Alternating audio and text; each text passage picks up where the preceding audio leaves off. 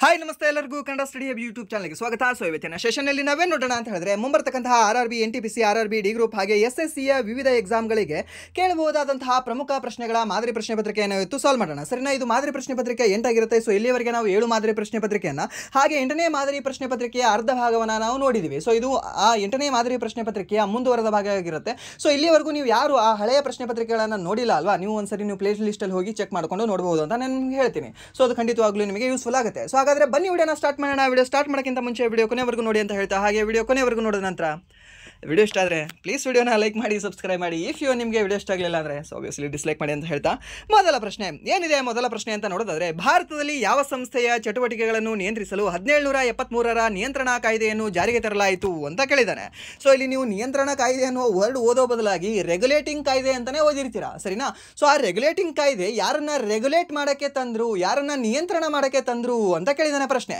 So ಇದನ್ನು ತಂದವ್ರು ಯಾರು ಅಂದರೆ ಬ್ರಿಟಿಷ್ ಸಂಸತ್ತು. ತಂದವರೇ ಬ್ರಿಟಿಷ್ ಸಂಸತ್ತು. ತಮ್ಮನ್ನೇ ತಾವು ರೆಗ್ಯುಲೇಟ್ ಮಾಡ್ಕೊಳ್ಳೋಕೆ ಯಾರಾದರೂ ಇಷ್ಟಪಡ್ತಾರಾ? ಇಷ್ಟಪಡಲ್ಲ. ಸೊ ಇವ್ರಾಗ್ಲಿಕ್ಕೆ ಸಾಧ್ಯನೇ ಇಲ್ಲ. ಮೊಘಲ್ ಸಾಮ್ರಾಜ್ಯ ಆಲ್ರೆಡಿ ಈ ಔರಂಗಜೇಬನಿಂದನೇ ಕ್ಷೀಣಿಸ್ತಾ ಬಂದಿದೆ. ಸೊ ಇದಕ್ಕೆ ಕೂಡ ಇದ್ರೇನೋ ಕಾಯ್ದೆ ಬೇಕಾಗೇ ಇರಲಿಲ್ಲ. ಸುಮ್ಮನೆ ಅಂತಂದರೆ ಅವ್ರು ಸುಮ್ಮನೆ ಕೂಡ್ತಿದ್ರು, ಇಲ್ಲಪ್ಪ ನಿಮ್ಮ ತಂಟೆಗೆ ನಾವು ಬರಲ್ಲ ಅಂತ. ಯಾರು? ಮೊಘಲ್ಸ್, ಸರಿನಾ? ಆ್ಯಂಡ್ ದೆನ್ ಬ್ರಿಟಿಷ್ ರಾಜಪ್ರಭುತ್ವ. ಬ್ರಿಟಿಷ್ ರಾಜಪ್ರಭುತ್ವಕ್ಕೆ ಅಂದಿನಿಂದ ಇಲ್ಲಿವರೆಗೂ ಕೂಡ ಯಾರು ನಿಯಂತ್ರಣ ಮಾಡೋಕ್ಕೆ ಹುಟ್ಟೇ ಇಲ್ಲ ಅಂತ ಅನ್ಕೊಳ್ಳಿ ನೀವು, ಸರಿನಾ? ಇವನ್ ನೆಪೋಲಿಯನ್ ಬೋನಾಪಾರ್ಟಿಯು ಕೂಡ ಅವನು ಹುಟ್ಟಿದಾಗಿಂದ ಸಾಯೋವರೆಗೂ ಕೂಡ ಈ ಬ್ರಿಟಿಷರನ್ನ ಗೆಲ್ಲಬೇಕು ಅಂತಾನೆ ಇದ್ದ. ಬಟ್ ಆದರೂ ಕೂಡ ಕೊನೆಗೂ ಕೂಡ ಗೆಲ್ಲಕ್ಕಾಗಲಿಲ್ಲ. ಯಾರನ್ನ? ಬ್ರಿಟಿಷರನ್ನ, ಸರಿನಾ? ಸೊ ಇದು ಕೂಡ ಆಗ್ಲಿಕ್ಕೆ ಸಾಧ್ಯನೇ ಇಲ್ಲ ಲಾಜಿಕಲಿ ನಾವು ಥಿಂಕ್ ಮಾಡಿದ್ರೆ. ಸೊ ಇಲ್ಲಿ ಉಳಿದ ಯಾವುದು ಅಂತ ನೋಡಿದ್ರೆ ಈಸ್ಟ್ ಇಂಡಿಯಾ ಕಂಪನಿ ಅಂತ ನಾವು ಹೇಳ್ತೀವಿ, ಸರಿನಾ? ಇಫ್ ಏನಾದರೂ ಈಸ್ಟ್ ಇಂಡಿಯಾ ಕಂಪನಿ ಆಪ್ಷನಲ್ಲಿ ಕೊಟ್ಟಿರಲಿಲ್ಲ ಅಂದರೆ ಏನಂತ ಕೊಟ್ಟಿರ್ತಿದ್ದ ಅಂತ ನೋಡಿದ್ರೆ ಜಾನ್ ಕಂಪನಿ ಅಂತ ಕೊಟ್ಟಿರ್ತಿದ್ದ. ಜಾನ್ ಕಂಪನಿಯನ್ನು ನಿಯಂತ್ರಣ ಮಾಡಲು ಈ 1773ರ ಕಾಯ್ದೆ ಅಥವಾ 1773ರ ನಿಯಂತ್ರಣ ಕಾಯ್ದೆಯನ್ನು ತರಲಾಯಿತು. ಇಫ್ ಎರಡೂ ಕೊಟ್ಟಿರಲಿಲ್ಲ ಅಂದರೆ ಏನು ಮಾಡಬೇಕು? ಅವಾಗ ಭಾರತದಲ್ಲಿರ್ತಕ್ಕಂತಹ ಬ್ರಿಟಿಷ್ ಅಧಿಕಾರಿಗಳನ್ನು ನಿಯಂತ್ರಣ ಮಾಡಲು ಈ ಒಂದು ಕಾಯ್ದೆ ತಂದಿದ್ದಾರೆ ಅಂತ ನಾವು ಹೇಳಬೇಕಾಗತ್ತೆ, ಸರಿನಾ? ಇವೆಲ್ಲವೂ ಪಾಯಿಂಟ್ ನಿಮಗೆ ಗೊತ್ತಿರಲಿ. ಆ್ಯಂಡ್ ದೆನ್ ಇನ್ನೊಂದು, ಇದೇ ಒಂದು 1773ರ ಕಾಯ್ದೆಯು ಇಂಪಾರ್ಟೆಂಟ್ ಆಗುತ್ತೆ. ಯಾಕೆ ಅಂದರೆ ಇದೇ ಒಂದು 1773ರ ಕಾಯ್ದೆಯ ಮೂಲಕ 1774ರಲ್ಲಿ ಒಂದು ಸುಪ್ರೀಂ ಕೋರ್ಟ್ ಸ್ಥಾಪನೆ ಆಗುತ್ತೆ. ಯಾವ ಒಂದು ಊರಲ್ಲಿ ಸ್ಥಾಪನೆ ಆಗುತ್ತೆ ಅಂತ ನೋಡೋದಾದರೆ ಕಲ್ಕತ್ತಾದಲ್ಲಿ ಸ್ಥಾಪನೆ ಆಗುತ್ತೆ. ಯಾವುದು? Supreme court. ಆ ಕಲ್ಕತ್ತಾದ ಸುಪ್ರೀಂ ಕೋರ್ಟಿನ ಮೊಟ್ಟ ಮೊದಲ ಮುಖ್ಯ ನ್ಯಾಯಾಧೀಶ ಯಾರು ಅಂತ ನಿಮಗೇನಾದರೂ ಕೇಳಿದ್ರೆ, ಸರಿನಾ, ಚೀಫ್ ಜಸ್ಟಿಸ್ ಆಫ್ ಇಂಡಿಯಾ ಯಾರು ಅಂತ ನಿಮಗೇನಾದರೂ ಕೇಳಿದ್ರೆ, chief justice of British India ಅಂತ ನಿಮ್ಗೆ ಯಾರಾದರೂ ಕೇಳಿದ್ರೆ ಅವಾಗ ಹೇಳಬೇಕಾಗುತ್ತೆ ಎಲಿಜಾ ಇಂಫೆ ಅಂತ, ಸರಿನಾ? ಏನು? ಎಲಿಜಾ ಇಂಫೆ ಅಂತ ನೀವು ಹೇಳಬೇಕಾಗುತ್ತೆ, ಸರಿನಾ? ಸೊ ಹಾಗಾದರೆ ಎಷ್ಟು ಜನ ನ್ಯಾಯಾಧೀಶರಿದ್ದರು, ಎಷ್ಟು ಜನ ಮುಖ್ಯ ನ್ಯಾಯಾಧೀಶರಿದ್ದರು ಅಂತ ನಿಮಗೆ ಕೇಳ್ತಾರೆ. ಸೊ ಅವಾಗ ಏನಿಲ್ಲ, ನೀವು ಏನಂತ ಹೇಳಬೇಕು? 3 + 1 = 4 ಅಂತ ಹೇಳಬೇಕಾಗತ್ತೆ, ಸರಿನಾ? ಹಾಗಾದರೆ ಪ್ರಸ್ತುತ ಎಷ್ಟಿದ್ದಾರೆ? ಏನಿಲ್ಲ, 3ರ ಪಕ್ಕ ಇನ್ನೊಂದು ಬರೀರಿ. ಇವಾಗ ಪ್ರಸ್ತುತ ಇಷ್ಟು ಜನ ಇದ್ದಾರೆ. ಎಷ್ಟು? 33 + 1 34 ಜನ ಇದ್ದಾರೆ ಪ್ರಸ್ತುತ, ಸರಿನಾ? ಇಷ್ಟೇ ಸಿಂಪಲ್ ಆಗಿ ಟ್ರಿಕ್ ಇದು. ಆ್ಯಂಡ್ ದೆನ್ ಇನ್ನೊಂದು ನಿಮಗೆ ಕೇಳ್ತಾನೆ, ಏನು ಅಂದರೆ 1773ರ ಕಾಯ್ದೆಯ ಮೂಲಕ ಯಾವ ಒಂದು ಹುದ್ದೆಯ ಹೆಸರನ್ನ ನಾಮಕರಣ ಮಾಡಿದ್ರು ಅಂತ ಕೇಳ್ತಾನೆ. ಸೊ ಮೊದಲು ಒಂದು ಹೆಸರು ಇರುತ್ತೆ, ಏನಂದರೆ ಬಂಗಾಳದ ಗವರ್ನರ್ ಅಂತ ಇರುತ್ತೆ. ಆ ಬಂಗಾಳದ ಗವರ್ನರ್ ಬದಲಾಗಿ ಏನಂತ ನಾಮಕರಣ ಮಾಡ್ತಾರೆ ಅಂತ ನೋಡೋದಾದ್ರೆ ಬಂಗಾಳದ ಗವರ್ನರ್ ಜನರಲ್ ಅಂತ ನಾಮಕರಣ ಮಾಡ್ತಾರೆ. ಹಾಗಾದರೆ ಮೊಟ್ಟ ಮೊದಲ ಬಂಗಾಳದ ಗವರ್ನರ್ ಜನರಲ್ ಯಾರು ಅಂತ ನೋಡೋದಾದ್ರೆ ವ್ಯಾರೆನ್ ಹೇಸ್ಟಿಂಗ್ ಅನ್ನೋ ವ್ಯಕ್ತಿ, ಸರಿನಾ? ಯಾರು? ವ್ಯಾರೆನ್ ಹೇಸ್ಟಿಂಗ್ ಅನ್ನೋ ವ್ಯಕ್ತಿ, ಸರಿನಾ? ಗೊತ್ತಿರಿ, ಕೇಳ್ಬೋದು ನಿಮಗೆ. ಸೊ ಇದೇ ಒಂದು ವ್ಯಾರೆನ್ ಹೇಸ್ಟಿಂಗ್ ಬ್ಯೂಟಿಫುಲ್ ಆಗಿರ್ತಕ್ಕಂಥ ಒಂದಿದ್ರು ಮಾತು ಹೇಳ್ತಾನೆ. ಇವನು ಹೇಳಬೇಕು ಅಂದರೆ ನಾವು ಮೋಟಿವೇಶನ್ ಆದರೂ ತೊಗೊಳ್ಬೋದು, ಇಲ್ಲಾಂದರೆ ಜಸ್ಟ್ ನಮಗೆ ಒಂದು ಎಕ್ಸಾಮ್ ಪರ್ಪಸ್ ಆದರೂ ತೊಗೊಳ್ಬೋದು. ಏನು ಗೊತ್ತಾ, ಈ ಬ್ರಿಟಿಷ್ ಸಾಮ್ರಾಜ್ಯ ಅನ್ನೋದು ಏನಿದೆ, ಈ ಬ್ರಿಟಿಷ್ ಸಾಮ್ರಾಜ್ಯ ಯಾವತ್ತೋ ಒಂದು ದಿನ ಬಂದು ಲಕ್ಕಿಂದ ಬಂದು ಮೇಲ್ಗಡೆ ನಿಂತಿದ್ದಲ್ಲ. ಇದು ಯಾವತ್ತೋ ಒಂದು ದಿನ ಬಂದು ಒಮ್ಮೆಗೆ ಇದು ಬೆಳೆದದ್ದಲ್ಲ. ಈ ಒಂದು ಬ್ರಿಟಿಷ್ ಸಾಮ್ರಾಜ್ಯ ಬೆಳೆಯಬೇಕಾದ್ರೆ 1757ರ ಪ್ಲಾಸಿ ಕದನ ಬೀಜ ಬಿತ್ತಿದರೆ ಈ 1764ರ ಬಕ್ಸರ್ ಕದನ ಹೆಮ್ಮರವಾಗಿ ಬೆಳೆಸಿತು ಅಂತ ಹೇಳ್ತಾನೆ. ಯಾರು ಹೇಳ್ತಾರೆ? ಇದೇ ಒಂದು ವಾರನ್ ಹೇಸ್ಟಿಂಗ್ ಹೇಳ್ತಾನೆ, ನೆನ್ಪಿಟ್ಕೊಳ್ಳಿ, ಸರಿನಾ? ಸೊ ಸುಮಾರು 200 ವರ್ಷಗಳ ಕಾಲ ನಮಗೆ ಬೇಕಾಯಿತು. 1600ರಲ್ಲಿ ನಾವು ಬಂದಿದ್ದೀವಿ, ಇವಾಗ 1773ರಲ್ಲಿ ನಾವು ಇಷ್ಟು ಸ್ಟ್ರಾಂಗ್ ಆಗಿ ನಿಂತಿದ್ದೀವಿ ಅಂತಂದರೆ ಅದಕ್ಕೆ ಕಾರಣ ನಮ್ಮ ಪೇಷನ್ಸ್ ಅಂತ ಹೇಳ್ತಾನೆ. ಯಾರು ಅಂದರೆ ಇದೇ ವಾರನ್ ಹೇಸ್ಟಿಂಗ್ ಅನ್ನೋ ವ್ಯಕ್ತಿ, ನೆನ್ಪಿಟ್ಕೊಳ್ಳಿ. ಇವನು ನಮ್ಮ ಬಂಗಾಳದ ಮೊದಲ ಗವರ್ನರ್ ಜನರಲ್. ಯಾರು ಅಂದರೆ ಈ ವಾರನ್ ಹೇಸ್ಟಿಂಗ್ ಅನ್ನೋ ವ್ಯಕ್ತಿ, ನೆನ್ಪಿಟ್ಕೊಳ್ಳಿ. ಕೇಳ್ತಾನೆ ಈ ಸ್ಟೇಟ್ಮೆಂಟ್ ನಿಮಗೆ. ಆ್ಯಂಡ್ ದೆನ್ ನೆಕ್ಸ್ಟ್ ಪ್ರಶ್ನೆ ಏನಿದೆ ಅಂದರೆ, ಸಂಕೀರ್ಣ ಆಧ್ಯಾತ್ಮಿಕ ಬೋಧನೆಗಳನ್ನು ಸರಳೀಕರಿಸುವಲ್ಲಿ ಹೆಸರುವಾಸಿಯಾದ 19ನೇ ಶತಮಾನದ ಭಾರತದ ಹಿಂದೂ ಸಂತ ರಾಮಕೃಷ್ಣ ಪರಮಹಂಸರು ಪಶ್ಚಿಮ ಬಂಗಾಳದ ಯಾವ ಜಿಲ್ಲೆಯಲ್ಲಿ ಜನಿಸಿದರು ಅಂತ, ಸರಿನಾ? ಸೊ ಇದು ಯಾವ ಒಂದು ಜಿಲ್ಲೆಯಲ್ಲಿ ಜನಿಸ್ತಾರೆ ಅಂದರೆ ಹುಗ್ಲಿ ಜಿಲ್ಲೆಯಲ್ಲಿ ಜನಿಸ್ತಾರೆ, ಸರಿನಾ? ಕೇಳ್ತಾನೆ, ನಿಮಗೆ ಹೇಳಬೇಕಾಗತ್ತೆ. ಹಾಗಾದರೆ ಈ ಒಂದು ರಾಮಕೃಷ್ಣ ಪರಮಹಂಸರ ಒಂದು ಪೂರ್ವದ ಹೆಸರೇನು, ಬಾಲ್ಯದ ಹೆಸರೇನು ಅಂತ ನಿಮಗೆ ಕೇಳಿದ್ದೆ ಆಲ್ರೆಡಿ ಹಳೆ ಸೆಷನಲ್ಲೇ. ಯಾರು ಕೂಡ ಕಮೆಂಟ್ ಮಾಡಿಲ್ಲ. ಏನು ಅಂತಂದರೆ ಗದಾಧರ್ ಅಂತ ಬರ್ತದೆ, ಸರಿನಾ? ಈ ಗದಾಧರ್ ಚಟ್ಟೋಪಾಧ್ಯಾಯ ಅನ್ನೋ ಹೆಸರು ಯಾರ್ದು ಅಂದರೆ ಈ ರಾಮಕೃಷ್ಣ ಪರಮಹಂಸರ ಪೂರ್ವದ ಹೆಸರು ಅಂದರೆ ಇವಾಗ ನೀವು ಕೇಳಿರ್ತೀರಾ ಯಾರ್ದು ಈ ಸ್ವಾಮಿ ವಿವೇಕಾನಂದರ ಪೂರ್ವದ ಹೆಸರು ಏನು ಅಂತ ಕೇಳಿದಾಗ ನರೇಂದ್ರನಾಥ ದತ್ತ ಅಂತ ಹೇಳ್ತೀರಾ ಅಲ್ವಾ. ಸೊ ಅವರು ಸನ್ಯಾಸಿ ಆಗೋಕ್ಕಿಂತ ಮುಂಚೆ ಅವರ ತಂದೆ ತಾಯಿ ನಾಮಕರಣ ಮಾಡಿದಾಗ ಇಟ್ಟಿರ್ತಕ್ಕಂಥ ಹೆಸರು ಯಾವುದು ಅಂದರೆ ಇದು ಗದಾಧರ್ ಚಟ್ಟೋಪಾಧ್ಯಾಯ ಅಂತ, ಸರಿನಾ. ಅವರಿಗೆ ಏನಿಟ್ಟಿದ್ರು ಈ ಒಂದು ನರೇಂದ್ರನಾಥ ದತ್ತ ಅಂತ ಇಟ್ಟಿದ್ರು, ಸರಿನಾ. ಗೊತ್ತಿರಲಿ, ಇವ್ರ ಹೆಸರು ಕೂಡ ಕೇಳಿದ್ದಾನೆ ಸೆಂಟ್ರಲ್ ಗೌರ್ಮೆಂಟಲ್ಲಿ, ಇವರ ಪೂರ್ವದ ಹೆಸರು ಕೂಡ ನಿಮ್ಗೆ ಕೇಳ್ತಾನೆ. ಸೊ ಇದು ರಾಮಕೃಷ್ಣ ಪರಮಹಂಸರ ಒಂದು ಬೇಲೂರು ಮಠ ಯಾವಾಗ ಸ್ಥಾಪನೆ ಆಯಿತು ಅಂತ ನಿಮಗೇನಾದರೂ ಕೇಳಿದ್ರೆ 1897ರಲ್ಲಿ ಅದು ಸ್ಥಾಪನೆ ಆಗುತ್ತೆ. ಯಾರು ಸ್ಥಾಪನೆ ಮಾಡ್ತಾರೆ? ನಮ್ಮ ಸ್ವಾಮಿ ವಿವೇಕಾನಂದ ಅವರು ಸ್ಥಾಪನೆ ಮಾಡ್ತಾರೆ. ಗೊತ್ತಿರಲಿ, ಕೇಳಬಹುದು ನಿಮಗೆ. ಆ್ಯಂಡ್ ದೆನ್ ನೆಕ್ಸ್ಟ್ ಪ್ರಶ್ನೆ ಏನಿದೆ ಅಂತ ನೋಡಿದ್ರೆ ವಿಕ್ರಮನಾಮ ಸಂವತ್ಸರದ 1631ರಲ್ಲಿ ಗೋಸ್ವಾಮಿ ತುಳಸಿದಾಸರು ಶ್ರೀರಾಮನವಮಿಯ ದಿನದಂದು ರಾಮಚರಿತ ಮಾನಸ ಕೃತಿಯನ್ನು ಯಾವ ಸ್ಥಳದಲ್ಲಿ ರಚಿಸಲು ಪ್ರಾರಂಭಿಸಿದರು? ಈ ಕ್ವಶನ್ ರಿಪೀಟೆಡ್ ಆಗಿರ್ತಕ್ಕಂಥ ಪ್ರಶ್ನೆ. ಸರ್ ಇಲ್ಲ ಸರ್, ರಿಪೀಟ್ ಆಗಿಲ್ಲ. ಸೆಂಟ್ರಲ್ ಗೌರ್ಮೆಂಟಲ್ಲಿ ಈ ಕ್ವಶನ್ ಏನಿಲ್ಲ ಅಂದ್ರೆ ಒಂದು 5ರಿಂದ 10 ಸಾರಿ ರಿಪೀಟ್ ಆಗಿದೆ ಬೇರೆ ಬೇರೆ ಎಕ್ಸಾಮಲ್ಲಿ, ಸರಿನಾ. ಯಾವ ದಿನದಂದು ಎಲ್ಲಿ ಅವರು ರಚನೆ ಪ್ರಾರಂಭ ಮಾಡಿದರು ಅಂತ, ಸರಿನಾ. ಈ ರಾಮಚರಿತ ಮಾನಸವನ್ನು ತುಳಸಿದಾಸರು ಎಲ್ಲಿ ರಚನೆ ಮಾಡೋಕ್ಕೆ ಪ್ರಾರಂಭ ಮಾಡ್ತಾರೆ ಅಂದರೆ ಅಯೋಧ್ಯೆಯಲ್ಲಿ ಪ್ರಾರಂಭ ಮಾಡ್ತಾರೆ, ಸರಿನಾ. ಅಯೋಧ್ಯೆ ಯಾವ ಒಂದು ನದಿ ತೀರದಲ್ಲಿ ಕಂಡುಬರ್ತದೆ ನಿಮಗೆ?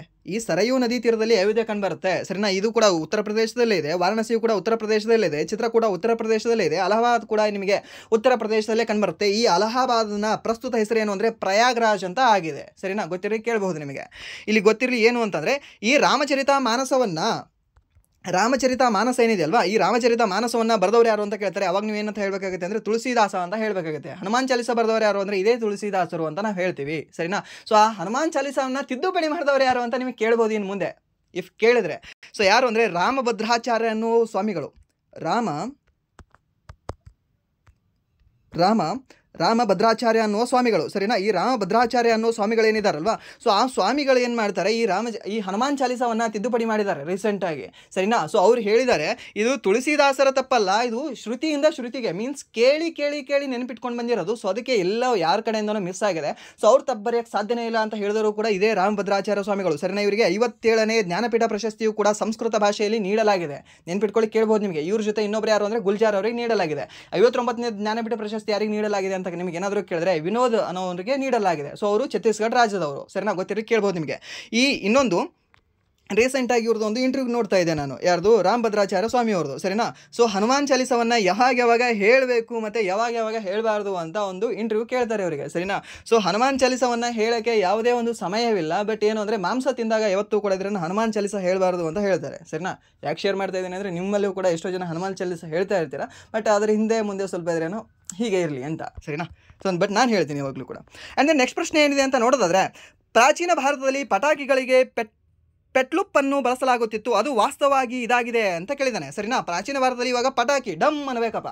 ಸೊ ಅದಕ್ಕೆ ಏನನ್ನು ಬಳಸಲಾಗ್ತಿತ್ತು ಅಂತ ಏನಾದರೂ ನಿಮಗೆ ಕೇಳಿದ್ರೆ ಪೆಟ್ಲುಪ್ಪು ಅನ್ನೋದನ್ನು ಬಳಸಲಾಗ್ತಿತ್ತು, ಸರಿನಾ. ಪೆಟ್ಲುಪ್ಪು ಅಂದರೆ ಏನಿತ್ತು, ಅದರಲ್ಲಿ ಯಾವೊಂದು ರಾಸಾಯನಿಕ ಇತ್ತು ಅಂತ ಕೇಳ್ತಾನೆ. ಸೊ ಅದರಲ್ಲಿ ಯಾವೊಂದು ರಾಸಾಯನಿಕ ಇತ್ತು ಅಂತ ನೋಡೋದಾದ್ರೆ ಈ ಪೊಟ್ಯಾಷಿಯಂ ನೈಟ್ರೇಟ್ ಅನ್ನೋದಿತ್ತು ಅದರಲ್ಲಿ, ಸರಿನಾ. ಈ ಪೊಟ್ಯಾಷಿಯಂ ನೈಟ್ರೇಟ್ನ ಇನ್ನೊಂದು ಹೆಸರು ಏನು ಅಂತ ನಾವು ಕರಿತೀವಿ ಅಂದರೆ ಈ ಪೆಟ್ಲುಪ್ಪು ಅಂತ ನಾವು ಕರಿತೀವಿ, ಸರಿನಾ. ಇನ್ನೊಂದು ನಿಮಗೆ ಗೊತ್ತಿರಲಿ, ಇಲ್ಲಿ ಆಪ್ಷನ್ ಎಲ್ಲವೂ ಕೂಡ ನೈಟ್ರೇಟ್ ಅಂತ ಇದೆ. ಇಫ್ ಏನಾದರೂ ನಿಮಗೆ 3 ಆಪ್ಷನ್ ಏನಾದರೂ ನೈಟ್ರೇಟ್ ಇರಲಿಲ್ಲ, ಒಂದರಲ್ಲೇ ನೈಟ್ರೇಟ್ ಇತ್ತು ಅಥವಾ ಒಂದರಲ್ಲೇ ಅಮೋನಿಯಂ ಏನಾದರೂ ಇತ್ತು ಅಂದರೆ ಅದೇ ಟಿಕ್ ಹಾಕಕ್ಕೆ ಬರ್ತಾ ಇತ್ತು ನಿಮಗೆ. ಯಾಕಂದರೆ ಈ ಬ್ಲಾಸ್ಟಲ್ಲಿ ಏನೇನು ಇರ್ತಾವಲ್ವಾ, ಇವಾಗ ನೀವು RDX ತೊಗೊಳ್ಳಿ, TNT ತೊಗೊಳ್ಳಿ, ಎಲ್ಲದರಲ್ಲೂ ಕೂಡ ನಿಮಗೆ ಕಾಮನ್ ಆಗಿ ಕಂಡುಬರೋದು ಯಾವುದಂದ್ರೆ ನೈಟ್ರೇಟ್ ಅನ್ನೋದು, ಸರಿನಾ. ಸೊ ಈ ನೈಟ್ರೇಟ್ ಅನ್ನೋದು ಎಲ್ಲದರಲ್ಲೂ ಕೂಡ ಕಾಮನ್ ಆಗಿ ಬರುತ್ತೆ ನಿಮಗೆ ಬ್ಲಾಸ್ಟಿಂಗಲ್ಲಿ. ಇವಾಗ ನೀವು RDX ಬಾಂಬ್ ತೊಗೊಳ್ತೀರಲ್ವಾ, RDX ಬಾಂಬ್ ತೊಗೊಳ್ಳಿ, ಅದು ಅಂದರೆ TNT ತೊಗೊಳ್ಳಿ, TNX ತೊಗೊಳ್ಳಿ. ಸೊ ಎಲ್ಲದರಲ್ಲೂ ಕೂಡ ನಿಮಗೆ ಕಾಮನ್ ಆಗಿ ಕಂಡುಬರೋದು ಅಂದರೆ ನೈಟ್ರೇಟ್ ಅನ್ನೋದು ಕಂಡುಬರುತ್ತೆ ನಿಮಗೆ, ಸರಿನಾ. ಆಮ್ಲಗಳಲ್ಲಿ ಯಾವ ಒಂದು ಧಾತು ನಿಮಗೆ ಕಾಮನ್ ಆಗಿ ಕಂಡುಬರುತ್ತೆ ಅಂತ ಕೇಳ್ತಾನೆ, ಅವಾಗ ಹೈಡ್ರೋಜನ್ ಅಂತ ಹೇಳ್ತೀರಾ. ಹಾಗೆ ಈ ಒಂದು ಸಿಡಿ ಮದ್ದುಗಳಲ್ಲಿ ನಿಮಗೆ ಯಾವೊಂದು ಧಾತು ನಿಮಗೆ ಕಾಮನ್ ಆಗಿ ಕಂಡುಬರ್ತದೆ ಅಂತ ನಿಮಗೆ ಏನಾದರೂ ಕೇಳಿದ್ನಾ, ಓಕೆ ಅವಾಗ ಹೇಳಬೇಕೇನು ಅಂತಂದರೆ ನೀವು ನೈಟ್ರೋಜನ್ ಅಂತ ನೀವು ಹೇಳಬೇಕಾಗತ್ತೆ, ನೆನ್ಪಿಟ್ಕೊಳ್ಳಿ, ಕೇಳಬಹುದು ನಿಮಗೆ. ಆ್ಯಂಡ್ ದೆನ್ ನೆಕ್ಸ್ಟ್ ಪ್ರಶ್ನೆ ಏನಿದೆ ಅಂತ ನೋಡೋದಾದರೆ 1.73 ಸೆಕೆಂಡ್ಗಳಲ್ಲಿ ಎಷ್ಟು ಸಾರ್ಥಕ ಅಂಕಗಳಿದಾವೆ ಅಂತ ಕೇಳಿದಾನೆ, ಸರಿನಾ. ಸೊ ಟೋಟಲಿ ಎಷ್ಟು ಸಾರ್ಥಕ ಅಂಕಗಳು ಕಂಡುಬರ್ತವೆ ಅಂದರೆ 1.73 ಸೆಕೆಂಡಲ್ಲಿ 3 ಸಾರ್ಥಕ ಅಂಕಗಳು ಕಂಡುಬರ್ತವೆ, ಸರಿನಾ. ಇದೇನಿಲ್ಲ ನಿಮಗೆ ಜಸ್ಟ್ ಫ್ಯಾಕ್ಚುಯಲ್ ಕ್ವಶನ್ ಅಂತ ಬರುತ್ತೆ. ಆ್ಯಂಡ್ ದೆನ್ ನೆಕ್ಸ್ಟ್ ಪ್ರಶ್ನೆ ಏನಿದೆ ಅಂತ ನೋಡೋದಾದರೆ ಭಾರತದ ಗವರ್ನರ್ ಜನರಲ್ ಆಗಿದ್ದ ಲಾರ್ಡ್ ವಿಲಿಯಂ ಬೆಂಟಿಕ್ ಅವರು ಯಾರ ಪ್ರಯತ್ನದಿಂದಾಗಿ 1829ರ ಬಂಗಾಳದ ಸತಿ ನಿಯಂತ್ರಣ ಕಾಯ್ದೆಯನ್ನು ಬೆಂಗಾಲ್ ಸತಿ ರೆಗ್ಯುಲೇಷನ್ ಆ್ಯಕ್ಟ್ ಜಾರಿಗೆ ತರುವ ಮೂಲಕ ಬಂಗಾಳದಲ್ಲಿ ಸತಿ ಪದ್ಧತಿಯನ್ನು ನಿಷೇಧಿಸಿದರು? ಇಷ್ಟಿದೆ ಕ್ವಶನ್, ಎಷ್ಟು ಉದ್ದ ಟೈಮ್ ವೇಸ್ಟ್ ಮಾಡೋಕ್ಕೆ ಕೇಳಿದ ನೋಡಿ. ಏನಿಲ್ಲ, ಸತಿ ಪದ್ಧತಿಯನ್ನು ನಿಷೇಧ ಮಾಡಿದವರು ಯಾರು ಅಂತ. ಯಾರು ಮಾಡ್ತಾರೆ ಅಂತ ನೋಡಿದ್ರೆ ಈ ವಿಲಿಯಂ ಬೆಂಟಿಕ್ ಮಾಡ್ತಾನೆ. ಯಾರ ಸಹಾಯದೊಂದಿಗೆ ಮಾಡ್ತಾನೆ, ಯಾರು ಅವರಿಗೆ ತಲೆ ತುಂಬಿದ್ರು ಮಾಡಪ್ಪ ಸ್ವಲ್ಪ ಹಿಂಗೆಲ್ಲ ಆಗ್ಯದ ಅಂತ ಯಾರು ಹೇಳಿದವರು ಯಾರು ಅಂತ ನೋಡೋದಾದ್ರೆ ಈ ರಾಜಾರಾಮ್ ಮೋಹನ್ ರಾಯ್ ಅವರು. ಸರ್ ಯಾಕೆ ಸರ್ ರಾಜಾರಾಮ್ ಮೋಹನ್ ರಾಯ್ ಅವ್ರು ಹೇಳಬೇಕಾಗಿತ್ತು, ಮತ್ತೊಬ್ರು ಯಾರೋ ಹೇಳಬೇಕಾಗಿತ್ತಲ್ಲ, ಅವರೇ ಯಾಕೆ ಹೇಳಿದ್ರು? ಅವ್ರಿಗೇನಾದರೂ ಮನಸ್ಸಿಗೆ ನೋವಾಗಿತ್ತಾ? ಯಾರಾದರೂ ಅವ್ರ ಪತ್ನಿಗೆ ಇದ್ರೇನೋ ಹಾಗಾಗಕ್ಕೆ ಸಾಧ್ಯನೇ ಇಲ್ಲ, ಯಾಕಂದರೆ ಅವರೇ ಹೇಳಿದ್ದಾರೆ. ಮೀನ್ಸ್ ಇವ್ರ ಡೆತ್ ಆದಮೇಲೆ ಅವ್ರ ಪತಿಗೆ ಹಾಗೆ ಸತಿ ಸಹಗಮನ ಮಾಡಬೇಕಲ್ವಾ? ಸೊ ಇಲ್ಲ, ಇವರ ಅಣ್ಣನ ಪತ್ನಿ ಯಾರು ಅಂದರೆ ಅಲೋಕ ಮಂಜರಿ ಅನ್ನುವ ಮಹಿಳೆ, ಸರಿನಾ? ಯಾರು? ಅಲೋಕ ಮಂಜರಿ ಅನ್ನುವ ಮಹಿಳೆ, ಸರಿನಾ? ಈ ಅಲೋಕ ಮಂಜರಿ ಯಾರು ಅಂದರೆ ಈ ರಾಜಾರಾಮ್ ಮೋಹನ್ ರಾಯ್ ಅವರ ಅತ್ತಿಗೆ, ಸರಿನಾ? ಸೊ ಈ ರಾಜಾರಾಮ್ ಮೋಹನ್ ರಾಯರ ಅಣ್ಣ ಅಕಾಲಿಕ ಮರಣವನ್ನು ಹೊಂದುತ್ತಾರೆ. ಸೊ ಅಕಾಲಿಕ ಮರಣವನ್ನು ಹೊಂದಿದಾಗ ಇವರ ಅತ್ತಿಗೆ ಆಗಿರ್ತಕ್ಕಂತಹ ಅಲೋಕ ಮಂಜರಿಗೂ ಕೂಡ ಸತಿ ಸಹಗಮನ ಮಾಡುವಂಥ ಆ ಚಿಕ್ಕ ಹುಡುಗಿ ಇರ್ತಾರೆ ಇವರು. ಯಾಕಂದರೆ ಚಿಕ್ಕ ವಯಸ್ಸಲ್ಲಿ ಅವಾಗ ಜಾಸ್ತಿ ಮದುವೆ ಆಗೋದು, ಬಾಲ್ಯ ವಿವಾಹ, ಸರಿನಾ? ಸೊ ಅವರು ದೊಡ್ಡವರಿದ್ದರೂ ಕೂಡ, ಇವರ ಒಂದು ಅಣ್ಣ ದೊಡ್ಡವರಿದ್ದರೂ ಕೂಡ ಚಿಕ್ಕವರಿಗೆ ಮದುವೆ ಮಾಡಿರ್ತಾರೆ ಅಲೋಕ ಮಂಜರಿಗೆ, ಸರಿನಾ? ಸೊ ಇವರು ಕೂಡ ಚಿಕ್ಕ ಹುಡುಗಿ ಆಗಿರೋದ್ರಿಂದ ಅವರು ವಲ್ಲ ಅಂತಿರ್ತಾರೆ, ನನ್ನಲ್ಲಿದ್ರೇನೋ ಬೆಂಕಿಯಲ್ಲಿ ನಾನು ಬೀಳೋದಿಲ್ಲ, ನಾನು ಸಾಯಲ್ಲ ಅಂತ.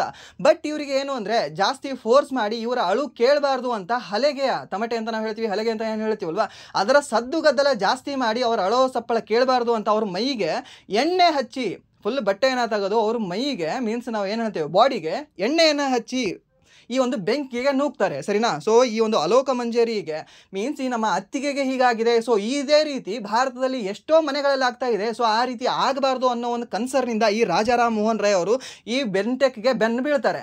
ಅಪ್ಪ ನೋಡು ಹಿಂಗೆ ಆಗ್ಲಿಕ್ಕತ್ತದೆ, ನನಗಂತ ಮನಸ್ಸಿಗಿದ್ರೇನೋ ಒಂದು ಸ್ವಲ್ಪ ಕೂಡ ನೆಮ್ಮದಿ ಇಲ್ಲ, ನಮ್ಮ ಮನೆಯಲ್ಲಿ ಹಿಂಗಾಗಿದೆ ಅಂದರೆ ನಾನೇ ತಿಳ್ಕೊಂಡವನು, ನಮ್ಮ ಮನೆಯಲ್ಲಿ ನಮ್ಮ ಅಣ್ಣ ಅತ್ತಿಗೆಯಲ್ಲಿ ತಿಳ್ಕೊಂಡವರು. ಸೊ ಇಲ್ಲೇ ನಮ್ಮಂಥವ್ರ ಮನೆಯಲ್ಲಿ ಹೀಗಾಗಿದೆ ಅಂದರೆ ಇಲ್ಲೂ ಏನು ಕೂಡ ಗೊತ್ತೇ ಇಲ್ಲ ಅವರಿಗೆ, ಏನು ಓದಕ್ಕೆ ಬರೋದಿಲ್ಲ, ಅವರೆಲ್ಲ ಹೇಗೆ ಮಾಡಬೇಕು ಗುರು? ಸೊ ಅದಕ್ಕೆ ಇದನ್ನ ಒಂದು ಆ್ಯಕ್ಟ್ ತೊಗೊಂಡು ಬಾ, ನಿಮಗೆ ಹೆದರಾದರೂ ನಮ್ಮ ಭಾರತೀಯರು ಬಿಡ್ತಾರೆ ಅಂತ ಸ್ಟಾರ್ಟ್ ಮಾಡ್ತಾರೆ. ಯಾರಂದರೆ ರಾಜಾರಾಮ್ ಮೋಹನ್ ರಾಯ್ ಅನ್ನೋರು. ನೆನ್ಪಿಟ್ಕೊಳ್ಳಿ, ಕೇಳ್ಬೋದು ನಿಮಗೆ. ಈ ಆ್ಯಕ್ಟ್ ಯಾವಾಗ ಬಂತು ಅಂದರೆ 1829ರಲ್ಲಿ, ಸರಿನಾ? 1829ರಲ್ಲಿ ಸತಿ ಸಹಗಮನ ಆ್ಯಕ್ಟ್ ನೆನಪು ಬರುತ್ತೆ, ಸಾರಿ ಆ ಆ್ಯಕ್ಟು ಬರುತ್ತೆ, ಗೊತ್ತಿರೋದು ಕೇಳಬಹುದು ನಿಮಗೆ. ಸೊ ಇದೇ ಒಂದು 1828ರಲ್ಲಿ ಒಂದು ಸಂಸ್ಥೆಯನ್ನು ಕೂಡ ಸ್ಟಾರ್ಟ್ ಮಾಡಿರ್ತಾರೆ ಅವರು. ಯಾವುದನ್ನು? ಬ್ರಹ್ಮ ಸಮಾಜವನ್ನು ಸ್ಟಾರ್ಟ್ ಮಾಡಿರ್ತಾರೆ. ಯಾರು ಅಂದರೆ ಇದೇ ರಾಜಾರಾಮ್ ಮೋಹನ್ ರಾಯ್ ಅವರು, ಸರಿನಾ? ಗೊತ್ತಿರೋದು ಕೇಳಬಹುದು ನಿಮಗೆ. ಆ್ಯಂಡ್ ದೆನ್ ನೆಕ್ಸ್ಟ್ ಪ್ರಶ್ನೆ ಏನಿದೆ ಅಂತ ನೋಡೋದಾದರೆ ದೂರ ಸಂಪರ್ಕಕ್ಕಾಗಿ ವಿವಿಧೋದ್ದೇಶ ಉಪಗ್ರಹ ವ್ಯವಸ್ಥೆಯಾದ ಭಾರತೀಯ ರಾಷ್ಟ್ರೀಯ ಉಪಗ್ರಹ ವ್ಯವಸ್ಥೆಯನ್ನು ಇನ್ಸ್ಯಾಟ್ ಯಾವಾಗ ಸ್ಥಾಪಿಸಲಾಯಿತು ಅಂತ ಕೇಳಿದ್ದಾನೆ, ಸರಿನಾ? ಸೊ ಜಸ್ಟ್ ನಿಮಗೆ ಇನ್ಸ್ಯಾಟ್ ಯಾವಾಗ ಪ್ರಾರಂಭಿಸಲಾಯಿತು ಅಥವಾ ಸ್ಥಾಪಿಸಲಾಯಿತು ಅಂತ ಏನಾದರೂ ಕೇಳಿದ್ರೆ ನಿಮಗೆ 1983 ಅಂತ ಹೇಳಬೇಕಾಗುತ್ತೆ. ಇದು ಕೂಡ ಫ್ಯಾಕ್ಚುಯಲ್ ಕ್ವಶನ್, ನೆನ್ಪಿಟ್ಕೊಳ್ಳಿ. ಇಸ್ರೋದ ಬಗ್ಗೆ ಕೆಲವೊಂದು ಪ್ರಶ್ನೆಗಳನ್ನು, ಅದು ಆದ ನಂತರ ನಿಮಗೆ DRDOದ ಬಗ್ಗೆ ಕೆಲವೊಂದು ಪ್ರಶ್ನೆಗಳನ್ನು ಕೇಳ್ತಾ ಇರ್ತಾನೆ. ಸೊ ಫ್ಯಾಕ್ಚುಯಲ್ ಕ್ವಶನ್ಗಳು, ಹಳೆಯ ಸ್ಟ್ಯಾಟಿಕ್ ಜಿಕೆ ಪ್ರಶ್ನೆಗಳು ಇರ್ತವೆ. ಸೊ ಅವುಗಳನ್ನು ನೀವು ಸ್ವಲ್ಪ ನೋಡ್ಕೊಳ್ಬೇಕಾಗುತ್ತೆ. ಹಳೆಯ ಪ್ರಶ್ನೆ ಪತ್ರಿಕೆಗಳಲ್ಲಿ ಈ ರೀತಿಯ ಪ್ರಶ್ನೆಗಳು ನಿಮ್ಗೆ ಕಂಡು ಬರ್ತವೆ. ಸೊ ಇದು ಇನ್ಸೈಟ್ ಯಾವಾಗ ಪ್ರಾರಂಭ ಮಾಡಿದರು ಅಂತ ನೋಡಿದ್ರೆ 1983ರ ಇಸ್ವಿಯಲ್ಲಿ. ಆ್ಯಂಡ್ ದೆನ್ ನೆಕ್ಸ್ಟ್ ಪ್ರಶ್ನೆ ಏನಿದೆ ಅಂತ ನೋಡೋದಾದರೆ ಈ ಕೆಳಗಿನವುಗಳಲ್ಲಿ ಯಾವ ದೇಶದಲ್ಲಿ ಇಂಡಸ್ ಎಕ್ಸ್ ಶೃಂಗಸಭೆಯ 3ನೇ ಆವೃತ್ತಿಯು ಸೆಪ್ಟೆಂಬರ್ 2024ರಲ್ಲಿ ಮುಕ್ತಾಯಗೊಂಡಿತು ಅಂತ ಕೇಳಿದ್ದಾನೆ. ಎಲ್ಲಿ ಅಂತಂದರೆ ಇಂಡಸ್ ಈ ಒಂದು ಇಂಡಿಯಾದಲ್ಲಿ ನಡೆದಿರಬೇಕು, ಇಲ್ಲಾಂದರೆ US ಅಲ್ಲಿ ನಡೆದಿರಬೇಕು. ಯಾಕೆ ಸರ್? IND ಅಂದರೆ ಇಂಡಿಯಾ, US ಅಂದರೆ USA, ಮುಗೀತಲ್ಲ. ಇಂಡಿಯಾ ಇದೆಯಾ? ಅಲ್ಲ. USA ಇದೆಯಾ? ಅಲ್ಲ. ಇಂಡಿಯಾ ಇದೆ? ಇಲ್ಲ. USA ಇದೆ? ಇಲ್ಲ. ಯಾವುದೂ ಇಲ್ಲ. ಸೊ ಲಾಸ್ಟಲ್ಲಿ ಹೊಡೆದಿರೋದು US ಮಾತ್ರ, ಸರಿನಾ? ಸೊ ಇಫ್ ಏನಾದರೂ ಇಂಡಿಯಾ ಆಯಿತು ಅಂದರೆ ಕನ್ಫ್ಯೂಷನ್ ಆಗಿರೋದು. ಬಟ್ ಇದು ಈಸಿ ಕ್ವಶನ್ ಇದು. ಯಾಕೆ? ಒಂದು ಕರೆಂಟ್ ಅಫೇರ್ಸಲ್ಲೂ ಕೂಡ ಇದು ಆಲ್ರೆಡಿ ಬಂದು ಹೋಗಿದೆ. ಬಟ್ ಇಲ್ಲಿ ನೋಡಿದ್ರೆ ಮೇಲೇನೇ ಟ್ರಿಕ್ ಕೊಟ್ಟಿದ್ದಾನೆ ಅವನು, ಇಂಡಸ್ ಅಂತ, ಸರಿನಾ? ಸೊ ಏನಾದರೂ ಅಲ್ಲಿ ಇಂಡಸ್ ಅನ್ನೋದು ಹಾಕೊಡೋ ಬದಲು ಹೀಗೆ ಕೊಟ್ಟಿದ್ರೆ ಹೆವಿ ಕನ್ಫ್ಯೂಷನ್ ಆಗಿರೋದಲ್ಲಿ ಅಲ್ಲಿ ಏನು ಹೀಗೆ ಕನ್ನಡ ಲಿಪಿ ಏನಾದರೂ ಕೊಟ್ಟಿದ್ರೆ ಗೊತ್ತಾಗ್ತಿರಲಿಲ್ಲ ಇಂಡಸ್ ಅನ್ನೋದು. ಇಂದ್ರ ಅನ್ನೋದು ನಿಮ್ಗೆ ಹೇಗೆ ಇಂಗ್ಲೀಷಲ್ಲಿ ಕೊಟ್ಟರೆ ನಿಮಗೆ ಈಸಿಯಾಗಿ ಗೊತ್ತಾಗುತ್ತೆ, ಸರಿನಾ? ಇಂಡಿಯಾ ಮತ್ತು ರಷ್ಯಾದ ನಡುವೆ ಅದು ವ್ಯಾಯಾಮ ನಡೀತದೆ, ಸರಿನಾ? ಸೊ ಈ ರೀತಿಯ ಹೆಸರಲ್ಲೇ ಕೆಲವೊಂದು ಆನ್ಸರ್ಗಳು ಕೂಡ ಕಂಡು ಬರ್ತವೆ. ಸೊ ಅವುಗಳನ್ನು ನೀವು ನೋಡಿಕೊಂಡು ಟಿಕ್ ಹಾಕಬೇಕಷ್ಟೇ. ಸೊ ಇಲ್ಲಿ ಭಾರತ ಕೊಟ್ಟಿದ್ರೆ ಕನ್ಫ್ಯೂಷನ್ ಆಗಿರೋದು, ಬಟ್ ಇಲ್ಲಿ ಭಾರತ ಕೊಟ್ಟಿಲ್ಲ, ಈಸಿಯಾಗಿ ಒಂದು ಮಾರ್ಕ್ಸ್ ಬರುತ್ತೆ ಇಲ್ಲಿ. ಆ್ಯಂಡ್ ದೆನ್ ನೆಕ್ಸ್ಟ್ ಪ್ರಶ್ನೆ ಏನಿದೆ ಅಂತ ನೋಡೋದಾದರೆ ಈ ಕೆಳಗಿನ ಯಾವ ಚಲನಚಿತ್ರವು ಭಾರತೀಯ ಪನೋರೋಮಾ ವಿಭಾಗದ ಅಡಿಯಲ್ಲಿ ನಡೆದ 55ನೇ ಭಾರತೀಯ ಅಂತಾರಾಷ್ಟ್ರೀಯ ಚಲನಚಿತ್ರೋತ್ಸವದಲ್ಲಿ ಚಲನಚಿತ್ರ ಸರಣಿಯ ಭಾಗವಾಗಿರಲಿಲ್ಲ ಅಂತ ಕೇಳಿದ್ದಾನೆ, ಸರಿನಾ? ಭಾಗವಾಗಿದ್ದು ಯಾವುದ್ಯಾವುದು ಅಂತ ನೋಡೋದಾದರೆ ಒಂದು ಕಲ್ಕಿ ಅನ್ನೋ ಫಿಲ್ಮ್ ಯಾವುದು ತೆಲುಗು ಭಾಷೆಯಲ್ಲಿದೆ, ಹಾಗೆ ರಾವ್ ಸಾಹೇಬ್ ಅನ್ನುವ ಫಿಲ್ಮು ಮರಾಠಿ ಭಾಷೆಯಲ್ಲಿ ಅದು ಕೂಡ ಇದ್ರೇನೋ ಇದೆ. ಆ್ಯಂಡ್ ದೆನ್ ಆಡು ಜೀವಿತಂ ಅನ್ನುವ ಫಿಲ್ಮ್ ಮಲಯಾಳಂ ಫಿಲ್ಮ್, ಸರಿನಾ? ಅದು ಕೂಡ ಅಲ್ಲಿ ಭಾಗವಹಿಸಿದೆ, ಸರಿನಾ? ಇಲ್ಲಿ ಭಾಗವಹಿಸದೇ ಇರೋ ಒಂದು ಫಿಲ್ಮ್ ಯಾವುದು ಅಂತ ನೋಡಿದ್ರೆ ಭಾರತ್ ಮಾತಾ ಕಿ ಜೈ ಅನ್ನೋ ಮೂವಿ, ಸರಿನಾ? ಸೊ ಇದು ಇಲ್ಲ. ಆ್ಯಂಡ್ ದೆನ್ ನೆಕ್ಸ್ಟ್ ಪ್ರಶ್ನೆ ಏನಿದೆ ಅಂತ ನೋಡೋದಾದರೆ ಭಾರತದಲ್ಲಿ 2024ರ ಆಗಸ್ಟ್ನಿಂದ ಸೆಪ್ಟೆಂಬರ್ವರೆಗೆ SCB ಬಾಕಿ ಇರುವ ರೂಪಾಯಿಗಳ ಸಾಲಗಳ ಮೇಲಿನ ತೂಕಿತ ಸರಾಸರಿ ಸಾಲದ ದರವು ಯಾವ ರೀತಿಯಲ್ಲಿ ಬದಲಾಯಿತು ಅಂತ ಕೇಳಿದ್ದಾನೆ, ಸರಿನಾ? ಸೊ ಟೋಟಲಿ ಎಲ್ಲಿಂದ ಎಲ್ಲಿಗೆ ಇಳಿಕೆ ಆಯಿತು ಅಂತ 9.91ನಿಂದ 9.90ಗೆ ಇಳಿಕೆಯಾಗಿದೆ. ಯಾವುದು? SCB ಬಾಕಿ ಇರುವ ರೂಪಾಯಿಗಳ ಸಾಲ, ಸರಿನಾ? ಆ್ಯಂಡ್ ದೆನ್ ನೆಕ್ಸ್ಟ್ ಪ್ರಶ್ನೆ ಏನಿದೆ ಅಂತ ನೋಡೋದಾದರೆ 2024 ಅಕ್ಟೋಬರ್ 2ರಂದು ಪ್ರಧಾನಮಂತ್ರಿ ನರೇಂದ್ರ ಮೋದಿ ಅವರು ಈ ಕೆಳಗಿನ ಯಾವ ರಾಜ್ಯದಲ್ಲಿ ಧರ್ತಿ ಆಬಾ ಜನಜಾತಿಯ ಗ್ರಾಮ ಉತ್ಕರ್ಷ ಅಭಿಯಾನವನ್ನು ಪ್ರಾರಂಭಿಸಿದರು ಅಂತ ಕೇಳಿದ್ದಾರೆ, ಸರಿನಾ. ಸೊ ಇದು ಎಲ್ಲಿ ಪ್ರಾರಂಭ ಮಾಡಿದ್ದಾರೆ ಅಂತ ನೋಡೋದಾದ್ರೆ ಈ ಒಂದು ಜಾರ್ಖಂಡ್ ರಾಜ್ಯದಲ್ಲಿ ಪ್ರಾರಂಭ ಮಾಡಿದ್ದಾರೆ, ಸರಿನಾ. ಸೊ ಜಾರ್ಖಂಡ್ ರಾಜ್ಯದಲ್ಲಿ ಪ್ರಾರಂಭ ಮಾಡಿದ್ದಾರೆ ಯಾವುದು, ಧರ್ತಿ ಆಬಾ ಜನಜಾತಿಯ ಗ್ರಾಮ ಉತ್ಕರ್ಷ ಅಭಿಯಾನ ಅನ್ನೋದನ್ನ ಕೇಳಬಹುದು. ಇದು ನಿಮಗೆ ವರ್ಷ ಕೇಳ್ತಾನೆ, ಇನ್ನೊಂದು ನಿಮಗೆ ಸ್ಪೆಷಲಿ 2024 ಅಂತ, ಇನ್ನು ಮುಂದೆ ಕೇಳ್ತಾನೆ ನಿಮಗೆ ವರ್ಷ, ಯಾವ ವರ್ಷದಲ್ಲಿ ಈ ಒಂದು ಸ್ಕೀಮ್ ತಂದರು ಅಂತ. ಸೊ ನೀವೇನಂತ ಹೇಳಬೇಕಾಗತ್ತೆ ಅಂದರೆ 2024 ಅಂತ ಹೇಳಬೇಕಾಗತ್ತೆ, ನೆನ್ಪಿಟ್ಕೊಳ್ಳಿ, ಕೇಳ್ತಾನೆ ಇದೆ ನಿಮಗೆ, ಸರಿನಾ. ಆ್ಯಂಡ್ ದೆನ್ ನೆಕ್ಸ್ಟ್ ಪ್ರಶ್ನೆ ಏನಿದೆ ಅಂತ ನೋಡಿದ್ರೆ ಮಾನವ ಅಭಿವೃದ್ಧಿ ಸೂಚ್ಯಂಕವು ಡ್ಯಾಶ್ಗಳಂತಹ ಮಾನವ ಅಭಿವೃದ್ಧಿ ಮೂಲಭೂತ ಅಂಶಗಳಲ್ಲಿ ದೇಶದ ಸರಾಸರಿ ಸಾಧನೆಗಳ ಸಾರಾಂಶದ ಸಂಯೋಜಿತ ಮಾಪನವಾಗಿದೆ ಅಂತ ಕೇಳಿದ್ದಾನೆ. ಯಾವ್ಯಾವ ಮಾಪನ, ಈ HDA ಏನಿದೆ ಅಲ್ವಾ, ಈ HDAಗೆ ಯಾವ 3 ಮಾಪನಗಳನ್ನು ನಾವು ಬಳಸ್ತೀವಿ ಅಂತ, ಯಾವುದಾದ್ರು ಒಂದೇದು ಆರೋಗ್ಯ ಬಳಸ್ತೀವಿ, ಹೌದು ಜ್ಞಾನವನ್ನು ಬಳಸ್ತೀವಿ, ಅದ ನಂತರ ನಮ್ಮ ಜೀವನದ ಗುಣಮಟ್ಟ ಅಂತ ನಾವು ಹೇಳ್ತೀವಿ, ಅಥವಾ ದೈನಂದಿನ ಆದಾಯ ಅಂತ ಹೇಳ್ತೀವಿ. ಇವು 3 ಕೂಡ ನಾವು ಬಳಸ್ತೀವಿ, ಸರಿನಾ. ಗೊತ್ತಿರಲಿ, ಕೇಳಬಹುದು ನಿಮಗೆ. ದೈನಂದಿನ ಆದಾಯ, ಜೀವನದ ಗುಣಮಟ್ಟ, ಅಲ್ಲ, ಅದು ಜೀವನದ ಗುಣಮಟ್ಟ ಮತ್ತು ಆರೋಗ್ಯ ಮತ್ತು ಜ್ಞಾನವನ್ನು, ಈ 3 ಕೂಡ ನಾವು ಬಳಸ್ತೀವಿ, ಸರಿನಾ. ಸೊ ಇದು ಅಲ್ಲ, ದೈನಂದಿನ ಆದಾಯ ಅಲ್ಲ, ಅಲ್ಲಿ ಜೀವನದ ಗುಣಮಟ್ಟ ಅಂತ ಬರಬೇಕಾಗಿತ್ತು. ಜೀವನದ ಗುಣಮಟ್ಟ, ಆರೋಗ್ಯ ಮತ್ತು ಈ ಜ್ಞಾನದ 3 ಅಂಶಗಳನ್ನು ಕನ್ಸಿಡರ್ ಮಾಡಿ ನಾವು HDAಯನ್ನು ಬಿಡುಗಡೆ ಮಾಡ್ತೀವಿ. ಯಾರು ಬಿಡುಗಡೆ ಮಾಡ್ತೀವಿ ನಾವು? ಅಲ್ಲ, UNDP ಅವರು ಬಿಡುಗಡೆ ಮಾಡ್ತಾರೆ, ಸರಿನಾ. ಯುನೈಟೆಡ್ ನೇಷನ್ ಡೆವಲಪ್ಮೆಂಟ್ ಪ್ರೋಗ್ರಾಮ್ ಅಂತ ನಾವು ಹೇಳ್ತೀವಿ. ಈ UNDP ಸಂಸ್ಥೆ HDAಯನ್ನು ಬಿಡುಗಡೆ ಮಾಡುತ್ತೆ. ರೀಸೆಂಟಾಗಿ ಬಿಡುಗಡೆ ಮಾಡಿದೆ. ನಮ್ಮ ಭಾರತದ ಸ್ಥಾನ ಎಷ್ಟಿದೆ ಅಂದರೆ 130ನೇ ಸ್ಥಾನದಲ್ಲಿ ಇದೆ ನಮ್ಮ ಭಾರತ, ಸರಿನಾ. HDAಯಲ್ಲಿ ಎಷ್ಟನೇ ಸ್ಥಾನದಲ್ಲಿ 130ನೇ ಸ್ಥಾನದಲ್ಲಿದೆ. ಹಾಗೆ ನಿಮಗೆ ಏನಾದರೂ ಸಂತೋಷದ ಸೂಚ್ಯಂಕದಲ್ಲಿ ಕೇಳಿದ್ರೆ 118ನೇ ಸ್ಥಾನದಲ್ಲಿದೆ.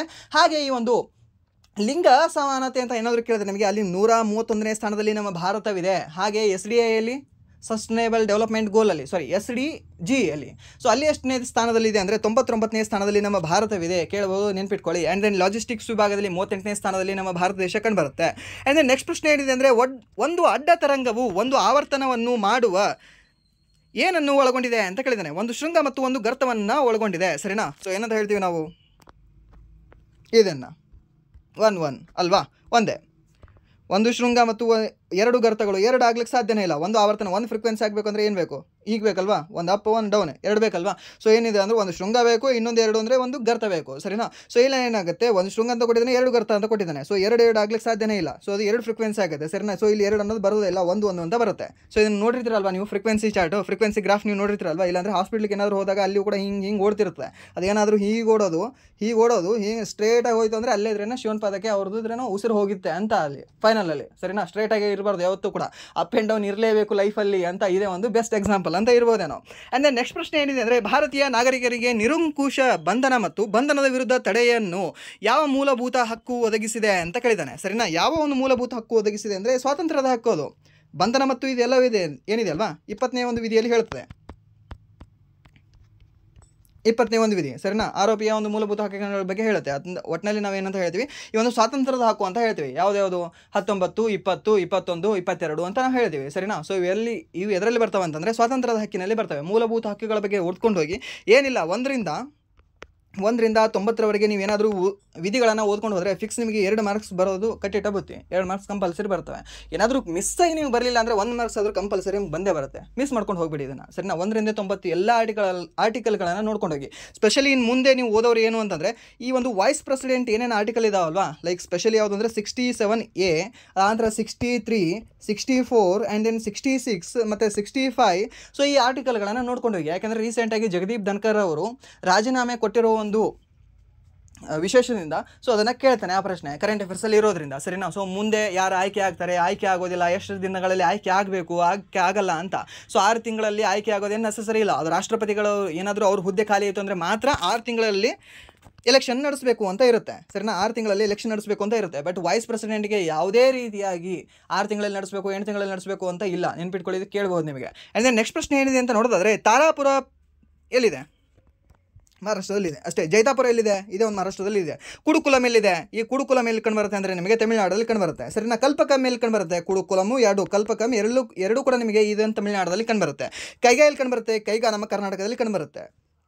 ಸರಿನಾ, ಗೊತ್ತಿರಲಿ ಕೇಳ್ಬೋದು ನಿಮಗೆ. ಆ್ಯಂಡ್ ದೆನ್ ನರೋರ ಎಲ್ಲಿ ಕಂಡುಬರುತ್ತೆ? ನರೋರ ನಿಮಗೆ ಉತ್ತರ ಪ್ರದೇಶದಲ್ಲಿ ಕಂಡುಬರುತ್ತೆ. ಸರಿನಾ. ಹಾಗೆ ಕಕ್ರಾಪಾರ ಎಲ್ಲಿ ಕಂಡುಬರುತ್ತೆ ನಿಮಗೆ? ಕಕ್ರಾಪಾರ ಕಂಡುಬರೋದು ಗುಜರಾತ್ ರಾಜ್ಯದಲ್ಲಿ ಕಂಡುಬರುತ್ತೆ. ಸರಿನಾ, ಗೊತ್ತಿರಲಿ ಕೇಳ್ಬೋದು ನಿಮಗೆ. ಹಾಗೆ ಗೋರಖ್ಪುರ ಎಲ್ಲಿ ಕಂಡುಬರುತ್ತೆ? ಈ ಒಂದು ಹರಿಯಾಣ ರಾಜ್ಯದಲ್ಲಿ ಕಂಡುಬರುತ್ತೆ. ಸರಿನಾ, ಇನ್ನೂ ಅದು ಸ್ಟಾರ್ಟ್ ಆಗಿಲ್ಲ, ಬಟ್ ಉತ್ತರ ಭಾರತದ ಮೊಟ್ಟ ಮೊದಲದಾಗಿ ಸ್ಟಾರ್ಟ್ ಆಗೋದು ಯಾವುದು ಅಂತಂದರೆ ಈ ಒಂದು ಗೋರಖ್ಪುರ ಅನ್ನೋದು. ಎಲ್ಲಿ ಅಂದರೆ ಈ ಒಂದು ಹರಿಯಾಣದಲ್ಲಿ ಸ್ಟಾರ್ಟ್ ಆಗುತ್ತೆ. ಸರ್, ಆಲ್ರೆಡಿ ನರೋರ ಇದೆಯಲ್ಲ, ಬಟ್ ಆ ನರೋರವನ್ನು ನಾವು ಮಧ್ಯ ಇಂಡಿಯಾ ಅಂತ ಕನ್ಸಿಡರ್ ಮಾಡ್ತೀವಿ. ಸರಿನಾ. ಸೊ ಅದಕ್ಕೆ ಉತ್ತರ ಭಾರತದ ಮೊಟ್ಟ ಮೊದಲ ಅಣು ವಿದ್ಯುತ್ ಸ್ಥಾವರ ಯಾವುದು ಸ್ಥಾಪನೆ ಆಗಲಿದೆ ಅಂತ ನಿಮಗೆ ಏನಾದರೂ ಕೇಳಿದ್ರೆ ಗೋರಖ್ಪುರ ಅಣು ವಿದ್ಯುತ್ ಸ್ಥಾವರ ಅಂತ ನೀವು ಹೇಳಬೇಕಾಗುತ್ತೆ. ಗೊತ್ತಿರಲಿ ಕೇಳ್ಬೋದು ನಿಮಗೆ. ಸರಿನಾ. ರಾವತ್ ಭಟ್ ಅದು ಕೂಡ ನಿಮಗೆ ಪಶ್ಚಿಮ ಭಾರತದ ಅಥವಾ ವಾಯುವ್ಯ ಭಾರತದ ಅಂತ ನಾವು ಕನ್ಸಿಡರ್ ಮಾಡ್ತೀವಿ. ಸರಿನಾ. ಅದು ರಾವತ್ ಭಟ್ ಅನ್ನೋದು ಎಲ್ಲಿದೆ ಅಂದರೆ ಜೈಪುರ ರಾಜ್ಯದಲ್ಲಿ, ರಾಜಸ್ಥಾನ ರಾಜ್ಯದಲ್ಲಿ ಕಂಡುಬರುತ್ತೆ. ಸರಿನಾ. ಆ್ಯಂಡ್ ನೆಕ್ಸ್ಟ್ ಪ್ರಶ್ನೆ ಏನಿದೆ ಅಂದರೆ ಈ ಕೆಳಗಿನವರಲ್ಲಿ ಯಾರು ಮಂತ್ರಿಮಂಡಲವನ್ನು ವಿಸರ್ಜಿಸುವ ಅಧಿಕಾರವನ್ನು ಹೊಂದಿದ್ದಾರೆ ಅಂತ ಕೇಳಿದ್ದಾರೆ. ಯಾರು ವಿಸರ್ಜಿಸುವ ಅಧಿಕಾರವನ್ನು ಹೊಂದಿದ್ದಾರೆ? ವಿಸರ್ಜಿಸುವ ಅಧಿಕಾರ ಹೊಂದಿರೋರು ರಾಜ್ಯಪಾಲರು. ಯಾರ ಒಂದು ಸಲಹೆ ಮೇರೆಗೆ ಅಂತ ನೋಡಿದರೆ ಮುಖ್ಯಮಂತ್ರಿಗಳ ಸಲಹೆ ಮೇರೆಗೆ. ಇಫ್ ಏನಾದರೂ ಇಲ್ಲಿ ಇದು ಕೊಟ್ಟಿರಲಿಲ್ಲ ಅಂದರೆ ಏನಿಲ್ಲ, ಕೇಂದ್ರ ಮಂತ್ರಿಮಂಡಲ ಅಂತ ಏನಾದರೂ ಕೊಟ್ಟನಾ ಕ್ವಶನು, ಅಲ್ಲಿ ಏನಿಲ್ಲ, ಈ ಪ್ರಧಾನಮಂತ್ರಿಗಳ ಸಲಹೆ ಮೇರೆಗೆ ರಾಜ್ಯಪಾಲರು ಅಂತ ಹೇಳಬೇಕಾಗತ್ತೆ. ಸರಿನಾ. ಸೊ ಅದಕ್ಕೆ ಅದು ಸರಿಯಾದ ಉತ್ತರ ಆಗುತ್ತೆ, ಕೇಂದ್ರ ಮಂತ್ರಿಮಂಡಲ ಅಂತ ಏನಾದರೂ ಬಂದರೆ ನಿಮಗೆ. ಆ್ಯಂಡ್ ದೆನ್ ನೆಕ್ಸ್ಟ್ ಪ್ರಶ್ನೆ ಏನಿದೆ ಅಂತ ನೋಡಿದ್ರೆ ಭಾರತೀಯ ರಿಸರ್ವ್ ಬ್ಯಾಂಕ್ ಆಯೋಜಿಸಿದ ಸಣ್ಣ ಹಣಕಾಸು ಬ್ಯಾಂಕ್ಗಳ ಸ್ಮಾಲ್ ಫೈನಾನ್ಸ್ ಬ್ಯಾಂಕ್ಸ್ ಮಂಡಳಿಯ ನಿರ್ದೇಶಕರ 2024 ಸೆಪ್ಟೆಂಬರ್ನಲ್ಲಿ ಸಮ್ಮೇಳನ ಎಲ್ಲಿ ನಡೆಯಿತು ಅಂತ ಕೇಳಿದ್ದಾನೆ. ಯಾವುದು ಸಣ್ಣ ಹಣಕಾಸು ಬ್ಯಾಂಕ್ಗಳ ಮಂಡಳಿಗಳ ನಿರ್ದೇಶಕರೇನು ಇರ್ತಾರಲ್ವ, ಅವರೆಲ್ಲರೂ ಕೂಡ ಒಂದು ಕಡೆ ಇದ್ರೆ ಮಾತಾಡೋಣ ಬನ್ನಿರಿಪ್ಪ, ಸ್ವಲ್ಪ ಇದ್ರೆ ಮೀಟಿಂಗ್ ಎಲ್ಲ ಮಾಡೋಣ ಬನ್ನಿರಿ ಅಂತ ಹೋಗಿದ್ರು. ಎಲ್ಲಿ ಇದೆ? ಒಂದು ಬೆಂಗಳೂರಲ್ಲಿ. ಸರಿನಾ. ಎಲ್ಲರೂ ಕೂಡ ಬಂದಿರೋರು ಎಲ್ಲಿ ಅಂದರೆ ಬೆಂಗಳೂರಲ್ಲಿ ಬಂದಿದ್ರು. ಯಾವುದು ಅಂದರೆ ಸ್ಮಾಲ್ ಫೈನಾನ್ಸ್ ಬ್ಯಾಂಕ್ಗಳ ಮಹಾ ಮಂಡಳಿಗಳ ನಿರ್ದೇಶಕರು. ಸರಿನಾ. ಎಲ್ಲಿ ಅಂತಂದರೆ ಈ ಒಂದು ಬೆಂಗಳೂರಲ್ಲಿ ನಡೆದಿದೆ ಆ ಸಮ್ಮೇಳನ. ಆ್ಯಂಡ್ ದೆನ್ ನೆಕ್ಸ್ಟ್ ಪ್ರಶ್ನೆ ಏನಿದೆ ಅಂತ ನೋಡೋದಾದರೆ ಗೌತಮ ಬುದ್ಧರು ತಮ್ಮ ಕಾಲದ ಯಾವ ಜನಸಾಮಾನ್ಯರ ಭಾಷೆಯಲ್ಲಿ ಬೋಧಿಸಿದ್ದರಿಂದ ಪ್ರತಿಯೊಬ್ಬರೂ ಅವರ ಸಂದೇಶಗಳನ್ನು ಅರ್ಥ ಮಾಡಿಕೊಳ್ಳಲು ಸಾಧ್ಯವಾಯಿತು ಅಂತ ಕೇಳಿದ್ದಾನೆ. ಯಾವುದು? ಪ್ರಾಕೃತ ಭಾಷೆ. ಹೇಗೆ ಸರ್ ಪ್ರಾಕೃತ? ಇಲ್ಲಿ ಪಾಲಿ ಅನ್ನೋದು ಕೊಟ್ಟಿಲ್ಲ ಅದಕ್ಕೆ. ಸರಿನಾ. ಪಾಲಿ ಅಂತ ಕೊಟ್ಟಿದ್ರೆ ಪಾಲಿ ಭಾಷೆ ಅಂತ ನಾವು ಹೇಳ್ತಿದ್ವಿ. ಯಾವುದು ಅಂದರೆ ಈ ಒಂದು ಬುದ್ಧಿಸಮ್ ಭಾಷೆನ. ಸರಿನಾ. ಪ್ರಾಕೃತ ಯಾವುದು ಬರುತ್ತೆ ಅಂದರೆ ಈ ಪ್ರಾಕೃತ ಬರೋದು ಆ್ಯಕ್ಚುಲಾಗಿ ಜೈನ ಧರ್ಮದ ಭಾಷೆಗಳು ಅಂತ ನಾವು ಹೇಳ್ತೀವಿ. ಸರಿನಾ. ಜೈನ ಧರ್ಮದ ಈ ಎಲ್ಲವೂ ಕೂಡ ಬೋಧನೆಗಳನ್ನು ಯಾವೊಂದು ಭಾಷೆಯಲ್ಲಿ ನೀಡಿದ್ರು ಈ ಮಹಾವೀರರು ಅಂತ ನಾವು ಕೇಳಿದಾಗ ಈ ಪ್ರಾಕೃತ ಅಂತ ಹೇಳ್ತೀವಿ. ಬಟ್ ಇಲ್ಲಿ ಆಪ್ಷನ್ ಇದ್ರೆ ನಮಗೆ ಪ್ರಾಕೃತ ಇಲ್ಲ, ಜೈನ ಧರ್ಮ ಕೇಳಿಲ್ಲ, ಬಟ್ ಇಲ್ಲಿ ಬೌದ್ಧ ಧರ್ಮದ ಕೇಳಿದ್ದಾನೆ, ಬಟ್ ಇಲ್ಲಿ ಪಾಲಿ ಅಂತ ಕೊಟ್ಟಿಲ್ಲ. ಸೊ ಅದಕ್ಕೆ ನಾವೇನಂತ ಸೆಲೆಕ್ಟ್ ಮಾಡ್ತೀವಿ, ಪ್ರಾಕೃತ ಅಂತ ಹೇಳ್ತೀವಿ. ಇಫ್ ಏನಾದರೂ ಪ್ರಾಕೃತವು ನಿಮಗೆ ಏನಾದರೂ ಕೊಟ್ಟಿರಲಿಲ್ಲ ಅಂತಂದರೆ ಅವಾಗ ನಿಮಗೆ ಸರಿಯಾದ ಉತ್ತರ ಯಾವುದಾಗಿತ್ತು ಅಂದರೆ ಸಂಸ್ಕೃತ ಆಗಿರ್ತಿತ್ತು. ಗೊತ್ತಿರಲಿ ನಿಮಗೆ. ಸರಿನಾ. ಪ್ರಿಫರೆನ್ಸ್ ಮೇಲೆ ಹೋಗ್ತದೆ. ಇಲ್ಲಿ ನಿಮಗೆ ಗೌತಮ ಬುದ್ಧರು ಯಾವೊಂದು ಭಾಷೆಯಲ್ಲಿ ಬೋಧನೆ ಮಾಡಿದ್ರು ಅಂತ ಏನಾದರೂ ಫಸ್ಟ್ ಬಂದರೆ ಅಲ್ಲಿ ನಿಮಗೆ ಫಸ್ಟ್ ಪ್ರಿಫರೆನ್ಸ್ ಯಾವುದು ಅಂದರೆ ಪಾಲಿ ಅಂತ ಕೊಡಬೇಕಾಗುತ್ತೆ. ಇಫ್ ಏನಾದರೂ ನಿಮಗೆ ಪಾಲಿ ಇಲ್ಲ ಅಂತಂದರೆ ಅವಾಗ ನೀವು ಹೋಗಬೇಕಾಗಿರೋದು ಯಾವುದು ಅಂದರೆ ಪ್ರಾಕೃತ. ಎರಡೂ ಇಲ್ಲ ಅಂತಂದರೆ ಅವಾಗ ಏನಿಲ್ಲ, ಸಂಸ್ಕೃತನೇ ನೀವು ಟಿಕ್ ಹಾಕಿ ಬರಬೇಕು. ಸರ್ ಅಲ್ಲದು ಇರಲಿಲ್ಲ, ಹಿಂಗೆ ಇಲ್ಲ, ನಾನು ಅದನ್ನು ಓದಿದ್ದೆ ಇದನ್ನು ಓದಿದ್ದೆ, ಅವ್ರು ಕೇಳಲ್ಲ. ಸರಿನಾ. ಸೊ ಅಲ್ಲಿ ಒಂದು ರಿಲೇಟೆಡ್ ಆನ್ಸರ್ ಇರುತ್ತೆ, ಅದನ್ನು ಟಿಕ್ ಹಾಕಿ ಬರಬೇಕಾಗುತ್ತೆ ನೀವು. ಅದಾದ ನಂತರ ಗುಪ್ತರ ಭಾಷೆ ಯಾವುದು ಅಂತ ನಿಮಗೆ ಸಾಕಷ್ಟು ಸರಿ ಕೇಳ್ತಾನೆ. ಯಾವುದು ಅಂದರೆ ಗುಪ್ತರದು ಒಂದು ಸಂಸ್ಕೃತ ಭಾಷೆಯಾಗಿತ್ತು. ಯಾವುದು? ಗುಪ್ತರ ಸಮಯದಲ್ಲಿ ಸಂಸ್ಕೃತ ಭಾಷೆ ಆಡಳಿತ ಭಾಷೆಯಾಗಿತ್ತು. ಹಾಗೆ ಈ ಒಂದು ರಾಷ್ಟ್ರಕೂಟರ ಭಾಷೆಯು ಕೂಡ ಇದೇ ಒಂದು ಸಂಸ್ಕೃತವೇ ಕಂಡು ಬರ್ತಾ ಇತ್ತು. ಗೊತ್ತಿದೆ ಕೇಳಬಹುದು ನಿಮಗೆ, ಸಂಸ್ಕೃತ ಮತ್ತು ಕನ್ನಡ ಎರಡೂ ಕೂಡ. ಆ್ಯಂಡ್ ದೆನ್ ನೆಕ್ಸ್ಟ್ ಪ್ರಶ್ನೆ ಏನಿದೆ ಅಂದರೆ ಗಾಂಧೀಜಿಯವರ ಸಿದ್ಧಾಂತದ ಮುಖ್ಯ ಘಟಕ ಯಾವುದಾಗಿತ್ತು? ಸತ್ಯದ ಶಕ್ತಿ. ಸತ್ಯಾಗ್ರಹ ಅದಕ್ಕೆ ಮಾಡ್ತಿದ್ರು. ಸತ್ಯಾಗ್ರಹ ಅಂದರೆ ಏನು? ಉಪವಾಸ ಕುಂದ್ರೋದಲ್ಲ, ಸತ್ಯವನ್ನು ಆಗ್ರಹ ಮಾಡೋದು, ಕೇಳೋದು. ಅದರ ಅರ್ಥ ಏನು ಅಂದರೆ ಸತ್ಯವನ್ನು ಕೇಳೋದು ಅಂದಂಗೆ ಅದರ ಅರ್ಥ. ಸರಿನಾ. ಸತ್ಯಾಗ್ರಹ. ಉಪವಾಸ ಸತ್ಯಾಗ್ರಹ ಅಂದರೆ ಏನು ಅಂದರೆ ಉಪವಾಸದ ಮೂಲಕ ಸತ್ಯವನ್ನು ಆಗ್ರಹ ಮಾಡೋದು. ಸರಿನಾ. ಅದು ಏನಾಗಿತ್ತು ಅಂದರೆ ಉಪವಾಸ ಸತ್ಯಾಗ್ರಹ ಆಗಿತ್ತು. ಸತ್ಯಾಗ್ರಹ ಅಂದ್ರೇ ಉಪವಾಸ ಕೊಡೋದಲ್ಲ. ಉಪವಾಸ ಸತ್ಯಾಗ್ರಹ ಅಂತಂದರೆ ಉಪವಾಸ ಏನಾದರೂ ಮಾಡ್ತಿದ್ರು ಅಂದರೆ ಅಲ್ಲಿ ಮುಂದೆ ಒಂದು ವರ್ಡ್ ಸೇರಿಸ್ತಾರೆ, ಉಪವಾಸ ಸತ್ಯಾಗ್ರಹ, ಉಪವಾಸ ಆಗ್ರಹ, ಉಪವಾಸ ಅದು ಇದು ಅಂತ. ಸರಿನಾ. ಸೊ ಇದು ಸತ್ಯದ ಶಕ್ತಿಯಾಗಿತ್ತು. ಯಾರ್ದು ಅಂದರೆ ಈ ಒಂದು ಗಾಂಧೀಜಿಯವ್ರದ್ದು. ಅಥವಾ ಅಹಿಂಸೆ ಅಂತ ಏನಾದರೂ ನಿಮಗೆ ಕೊಟ್ಟಿದ್ರೆ ಓಕೆ, ಅದು ಆಗಿತ್ತು. ಅವರ ಒಂದು ವೆಪನ್ ಯಾವುದಾಗಿತ್ತು ಅಂದರೆ ಅಹಿಂಸೆ ಅನ್ನೋದಾಗಿತ್ತು. ಬಟ್ ಅವರು ಒಂದು ಮುಖ್ಯ ಘಟಕ ಯಾವುದು, ಅವ್ರದ್ದು ಸಿದ್ಧಾಂತ ಯಾವುದಾಗಿತ್ತು ಅಂದರೆ ಸತ್ಯದ ಶಕ್ತಿಯಾಗಿತ್ತು. ನೆನ್ಪಿಟ್ಕೊಳ್ಳಿ ಕೇಳ್ತಾನೆ ನಿಮಗೆ ಈ ರೀತಿಯ ಪ್ರಶ್ನೆಗಳನ್ನು. ಆ್ಯಂಡ್ ದೆನ್ ಟೋಟಲಿ ಇವರಿಗೆ ಎಷ್ಟು ಜನ ಮಕ್ಕಳಿದ್ರು? ಗಾಂಧೀಜಿಯವರಿಗೆ ಟೋಟಲಿ 4 ಜನ ಮಕ್ಕಳು ಇರ್ತಾರೆ. ಸರಿನಾ. ಹಾಗಾದರೆ ಇವರ ಒಬ್ಬ ಕುಡುಕ ಮಗ ಯಾರು ಅಂತ ನಿಮಗೆ ಕೇಳ್ತಾನೆ. ದಾರಿ ತಪ್ಪಿದ ಮಗ, ಗಾಂಧೀಜಿಯವರ ದಾರಿ ತಪ್ಪಿದ ಮಗ ಯಾರು ಅಂತ ನಿಮಗೆ ಕೇಳ್ತಾನೆ. ಸೊ ಅವಾಗ ನೀವು ಏನಂತ ಹೇಳ್ತೀರಾ? ಯಾರಂತ ಹೇಳ್ತೀರಾ? ಹರಿಲಾಲ್, ಭಜನ್ ಲಾಲ್, ಏನಂತ ಇನ್ನೂ ಇಬ್ಬರು ಹೆಸರು ಇದಾರಲ್ಲ, ಸೊ ಅವರಲ್ಲಿ ಯಾರು ಅಂತ ನೀವು ಹೇಳಿ. ಸರಿನಾ.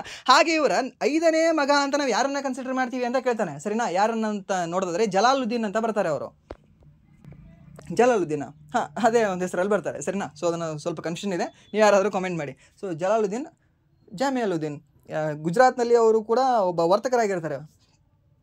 ಸೊ ಅವರನ್ನು ನಾವು ಏನಂತ ಕನ್ಸಿಡರ್ ಮಾಡ್ತೀವಿ ಅಂದರೆ ಈ ಗಾಂಧೀಜಿಯವರ 5ನೇ ಮಗ ಅಂತ ಕನ್ಸಿಡರ್ ಮಾಡ್ತೀವಿ. ಬಟ್ ಕ್ವಶನ್ ಹೀಗೆ ಕೇಳಿದ್ದಾನೆ, ಯಾವ ಮಗ ಗಾಂಧೀಜಿಯವರ ಯಾವ ಮಗ ಹಾದಿ ಬಿಟ್ಟಿದ್ದ ಅಂತ ಕೇಳಿದ್ದಾನೆ. ಸರಿನಾ, ಇದೇ ರೀತಿ ಪ್ರಶ್ನೆ ಬಂದಿದೆ. ಯಾವ ಮಗ ಕುಡುಕನಾಗಿದ್ದ ಅಂತ ಕೇಳಿದ್ದಾನೆ, ಯಾವ ಒಬ್ಬ ಮಗ ಗಾಂಧೀಜಿಯವರ ಮಾತುಗಳಿಗೆ ಬೆಲೆ ಕೊಡ್ತಾ ಇರಲಿಲ್ಲ ಅಂತ ಕೇಳಿದ್ದಾನೆ. ಸೊ ಅವಾಗ ಅವ್ರ ಹೆಸರು ಹೇಳಬೇಕಾಗುತ್ತೆ, ಅದನ್ನು ನೀವು ಕಾಮೆಂಟ್ ಮಾಡಿ, ನನಗೆ ಯಾಕೋ ನೆನಪು ಬರ್ತಾ ಇಲ್ಲ ಹೆಸರು. ಆ್ಯಂಡ್ ದೆನ್ ನೆಕ್ಸ್ಟ್ ಪ್ರಶ್ನೆ ಏನಿದೆ ಅಂದರೆ, ರಾಜಸ್ಥಾನ, ಪಂಜಾಬ, ಹರಿಯಾಣ, ಪಶ್ಚಿಮ ಘಟ್ಟಗಳ ಪೂರ್ವ ಇಳಿಜಾರು ಮತ್ತು ಗುಜರಾತ್ನಲ್ಲಿ ಕಂಡುಬರುವ ಕಳ್ಳಿ, ಖೈರ್, ಬಾಬುಲ್ ಮತ್ತು ಕಿಕೀರ್ ಇತ್ಯಾದಿಗಳು ಯಾವ ಅರಣ್ಯದ ಪ್ರಕಾರದ ಲಕ್ಷಣಗಳಾಗಿದ್ದಾವೆ? ಯಾವುದಾಗಿದ್ದಾವ್ರಿ? ಕಳ್ಳಿ ಅಂದರೆ ಗೊತ್ತಾಗುತ್ತೆ ನಿಮಗೆ, ಕಳ್ಳಿಯಲ್ಲಿ ಮ್ಯಾಂಗ್ರೋವಲ್ಲಿ ಬೆಳೀತದ, ಮತ್ತು ಸುಂದರಿ ಮರಗಳಲ್ಲಿ ಹೋಗಬೇಕು. ಸೊ ಇದು ಅಲ್ಲ. ಅದಾಂದ್ರೆ ಉಷ್ಣವಲಯದ ಎಲೆ ಉದುರುವ ಕಾಡುಗಳು. ಸೊ ಅಲ್ಲಿಯೂ ಕೂಡ ಅಲ್ಲ. ಆ್ಯಂಡ್ ದೆನ್ ಇಲ್ಲಿ ಸರಿಯಾದ ಉತ್ತರ ಯಾವುದಂದ್ರೆ ಮುಳ್ಳಿನ ಪೊದೆಗಳು. ಈ ಮರುಭೂಮಿಯಲ್ಲಿ ಏನು ಬೆಳಿತಾವೆ ಇದೆ ಅಲ್ವಾ, ಕಳ್ಳಿ ಬೆಳಿತಾವಲ್ವಾ, ಕಳ್ಳಿ ಆಗಿರಲಿ, ಖೈರ್ ಆಗಿರಲಿ, ಆ್ಯಂಡ್ ದೆನ್ ಕಿಕರ್ ಆಗಿರಲಿ. ಸರಿನಾ, ಇವೆಲ್ಲವೂ ಕೂಡ ನಿಮಗೆ ಎಲ್ಲವೂ ಕೂಡ ಗೊತ್ತಿರಲಿಲ್ಲ ಅಂದರೆ ಇದೊಂದಾದ್ರೂ ಗೊತ್ತಿರುತ್ತೆ. ಕಳ್ಳಿ ಅನ್ನೋದು ಎಲ್ಲಿ ಬೆಳೀತದೆ?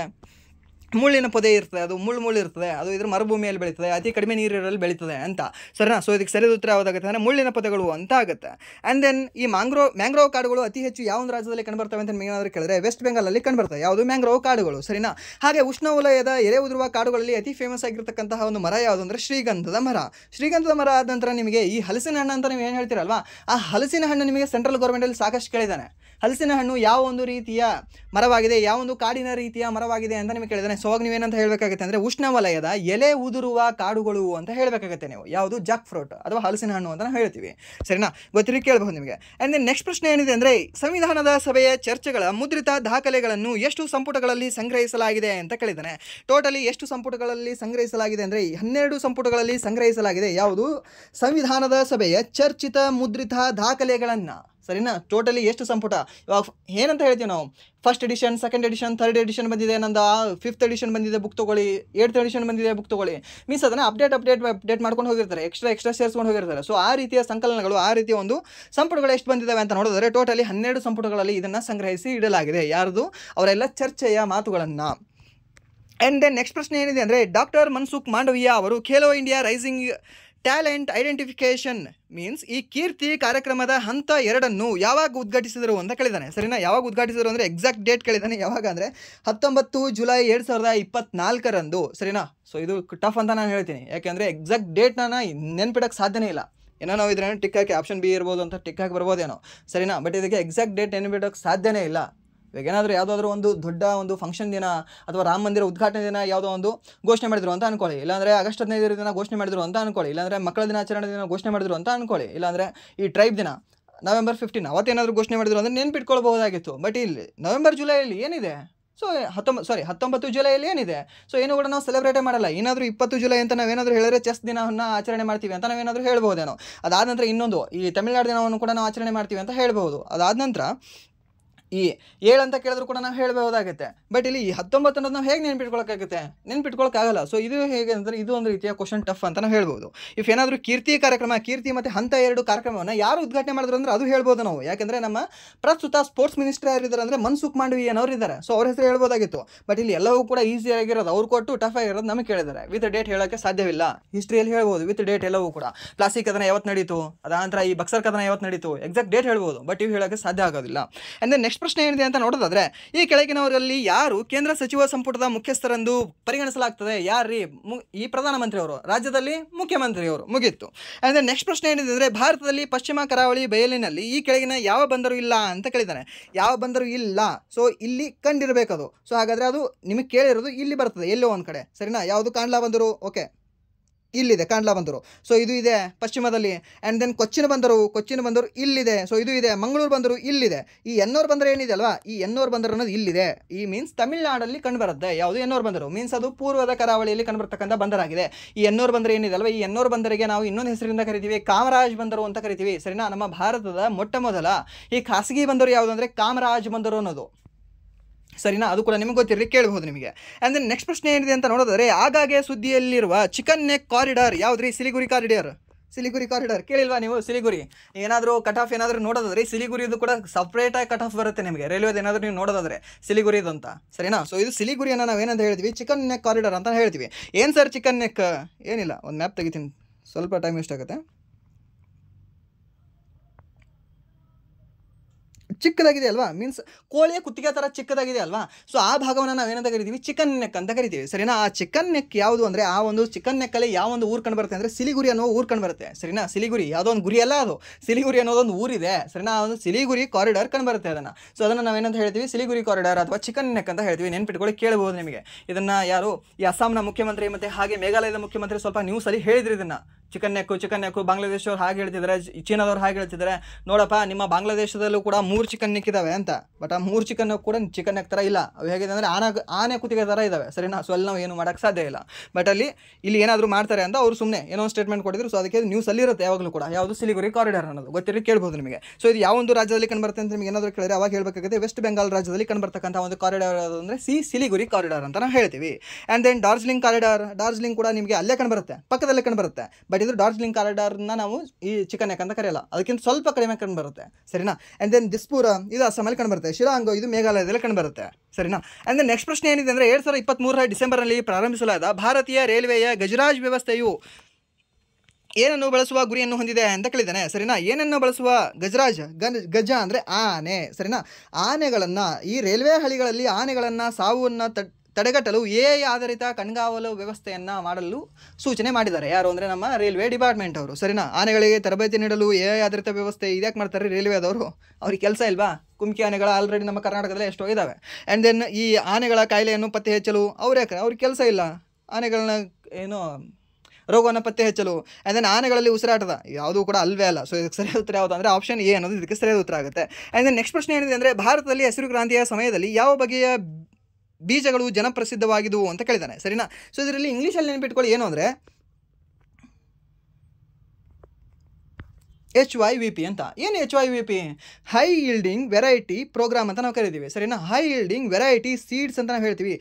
HYVS ಅಂತ ಕೇಳಿದ್ರೆ HYVS ಅಂದರೆ ಹೈ ಈಲ್ಡಿಂಗ್ ವೆರೈಟಿ ಸೀಡ್ಸ್ ಅಂತ. ಸೊ ಆ ರೀತಿಯ ಸೀಡ್ಸ್ಗಳನ್ನು, ಆ ರೀತಿಯ ಬೀಜಗಳನ್ನು ಬಳಸ್ತಾ ಇದ್ರು. ಬಟ್ ಆ ಪ್ರೋಗ್ರಾಮ್ ಹೆಸರು ಏನು ಅಂತ ನಿಮ್ಗೆ ಏನಾದರೂ ಕೇಳಿದ್ರೆ ಹೈ ಈಲ್ಡಿಂಗ್ ವೆರೈಟಿ ಪ್ರೋಗ್ರಾಮ್ ಅಂತ ಹೇಳ್ತೀವಿ, ಸರಿನಾ. ಸೊ ಅದನ್ನು ನಾವು ಕನ್ನಡದಲ್ಲಿ ಏನಂತ ಹೇಳ್ತೀವಿ ಅಂದರೆ ಅಧಿಕ ಇಳುವರಿ ನೀಡುವ ತಳಿಯ ಬೀಜಗಳು ಅಂತ ಹೇಳ್ತೀವಿ, ಸರಿನಾ. ಬಟ್ ಈ ರೀತಿದ್ದು ನಾವು ಸಿಂಪಲಾಗಿ ಹೇಳ್ಬೋದು, ಸಿಂಪಲಾಗಿ. ಬಟ್ ಏನಾದರೂ ನಿಮಗೆ ಇದೇ ಒಂದು ಕನ್ನಡದಲ್ಲೇ ನಿಮಗೆ ಕನ್ಫ್ಯೂಷನ್ ಆಗೋ ರೀತಿ ವರ್ಡ್ ಕೊಟ್ಟಿದ್ದ ಅಂದರೆ ಏನಿಲ್ಲ, ರೈಟ್ ಸೈಡಲ್ಲಿ ನೀವು ಎಕ್ಸಾಮ್ ಬರೀತಿರ್ತೀರ ಅಲ್ವಾ, ಅಲ್ಲಿ ರೈಟ್ ಸೈಡಲ್ಲಿ ನಿಮಗೆ ಲ್ಯಾಂಗ್ವೇಜ್ ಸ್ವಿಚ್ ಅಂತ ಒಂದು ಆಪ್ಷನ್ ಕೊಟ್ಟಿರ್ತಾನೆ. ಇಂಗ್ಲೀಷಲ್ಲಿ ನೀವು ಕನ್ನಡದಲ್ಲಿ ಏನಾದರೂ ತೊಗೊಂಡಿದ್ರಾ, ನೀವು ಇಂಗ್ಲೀಷಲ್ಲಿ ಇನ್ನೊಂದು ಸ್ವಿಚ್ ಮಾಡ್ಕೊಂಡು ನೀವು ನೋಡ್ಬೋದು. ಸೊ ಅಲ್ಲಿ ನೀವು ನೋಡಿಕೊಂಡು ಅಲ್ಲಿ ನೀವು ಈಸಿಯಾಗಿ ನಿಮ್ಗೆ ಏನಾದರೂ ಅಲ್ಲಿ ಅನಿಸ್ತಾ ಇತ್ತು ಅಂದರೆ ಅಲ್ಲಿ ನೋಡಿ ನೀವು ಟಿಕ್ ಹಾಕಿ ಮತ್ತೆ ಇದನ್ನು ನೀವು ಸ್ವಿಚ್ ಮಾಡ್ಕೊಳ್ಬಹುದು, ಏನು ಪ್ರಾಬ್ಲಮ್ ಇಲ್ಲ. ಸೊ ಆ ರೀತಿ ನೀವು ಇಂಗ್ಲೀಷಲ್ಲಿ ಮತ್ತು ಕನ್ನಡದಲ್ಲಿ ಸ್ವಿಚ್ ಮಾಡ್ಕೊಳ್ಳೋಕೆ ಆಪ್ಷನ್ ಕೊಟ್ಟಿರ್ತಾನೆ. ಸೊ ಈ ರೀತಿಯ ಕ್ವಶನ್ಗಳಿಗೆ ನೀವು ಇಂಗ್ಲೀಷಲ್ಲಿ ನೋಡ್ಕೊಳ್ಳೋದು ಬೆಟರ್ ಅಂತ ನಾನು ಹೇಳ್ತೀನಿ. ಆ್ಯಂಡ್ ದೆನ್ ನೆಕ್ಸ್ಟ್ ಪ್ರಶ್ನೆ ಏನಿದೆ ಅಂತ ನೋಡಿದ್ರೆ 2024 ಮಾನವ ಅಭಿವೃದ್ಧಿ ವರದಿಯ HDR ಪ್ರಕಾರ ಮಾನವ ಅಭಿವೃದ್ಧಿ ಸೂಚ್ಯಂಕ HDI 193 ದೇಶಗಳಲ್ಲಿ ನಮ್ಮ ಭಾರತವು ಎಷ್ಟನೇ ಸ್ಥಾನದಲ್ಲಿದೆ ಅಂತ ಕೇಳಿದ್ದಾನೆ. HDIದಲ್ಲಿ ಇದು 2ನೇ ಕ್ವಶನ್ ನೋಡಿ. ಆಲ್ರೆಡಿ ಅದರದ್ದು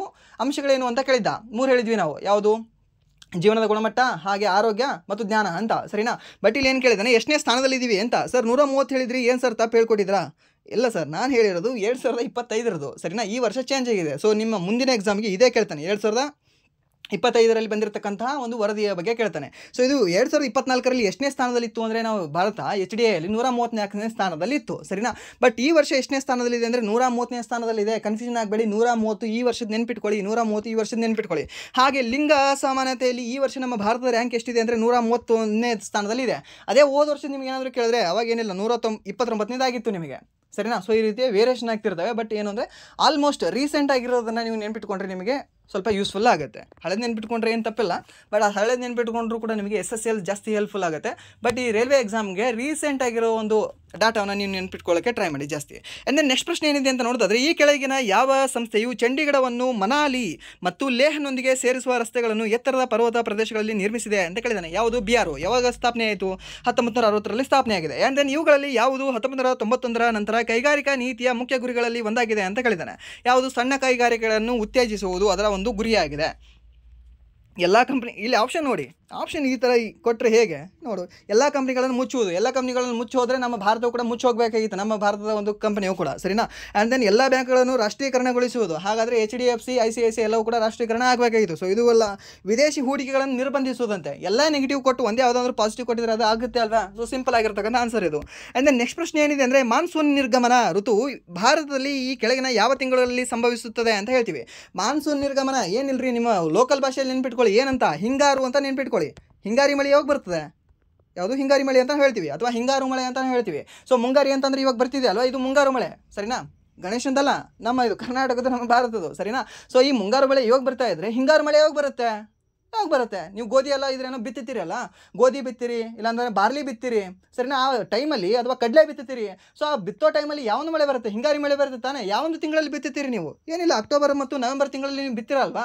ಸೊ ಅಕ್ಟೋಬರ್ ಮತ್ತು ನವೆಂಬರ್ ತಿಂಗಳಲ್ಲಿ ಈ ಒಂದು ಮಾನ್ಸೂನ್ ನಿರ್ಗಮನ ಆಗುತ್ತೆ ಸರಿನಾ. ಇವಾಗ ಹೋಗಿರುತ್ತೆ, ಅದು ಮಾನ್ಸೂನ್ ಗಾಳಿ ಹೋಗಿರುತ್ತೆ, ಈಗ ಹೋಗಿರುತ್ತೆ ನೈಋತ್ಯದಿಂದ ಈಶಾನ್ಯ ಕಡೆ ರಿಟರ್ನ್ ಬರುತ್ತೆ. ಹೋಗೋ ಒಂದು ತಿಂಗಳು ಯಾವುದು ಅಂತ ನಿಮ್ಗೆ ಏನಾದರೂ ಕೇಳಿದ್ರೆ ಜೂನ್ ಅಂತ ಹೇಳಿ ಸರಿನಾ. ಬರೋ ತಿಂಗಳು ಅಂತ ನಿಮ್ಗೆ ಏನಾದರೂ ಕೇಳಿದ್ರೆ ಅವಾಗ ಏನಿಲ್ಲ ಅಕ್ಟೋಬರ್ ಅಂತ ಹೇಳಬೇಕಾಗುತ್ತೆ. ಸಿಂಪಲ್ ಆನ್ಸರ್ ನಿಮಗೆ ಇದು. ಆ್ಯಂಡ್ ದೆನ್ ನೆಕ್ಸ್ಟ್ ಪ್ರಶ್ನೆ ಏನಿದೆ ಅಂತ ನೋಡೋದಾದ್ರೆ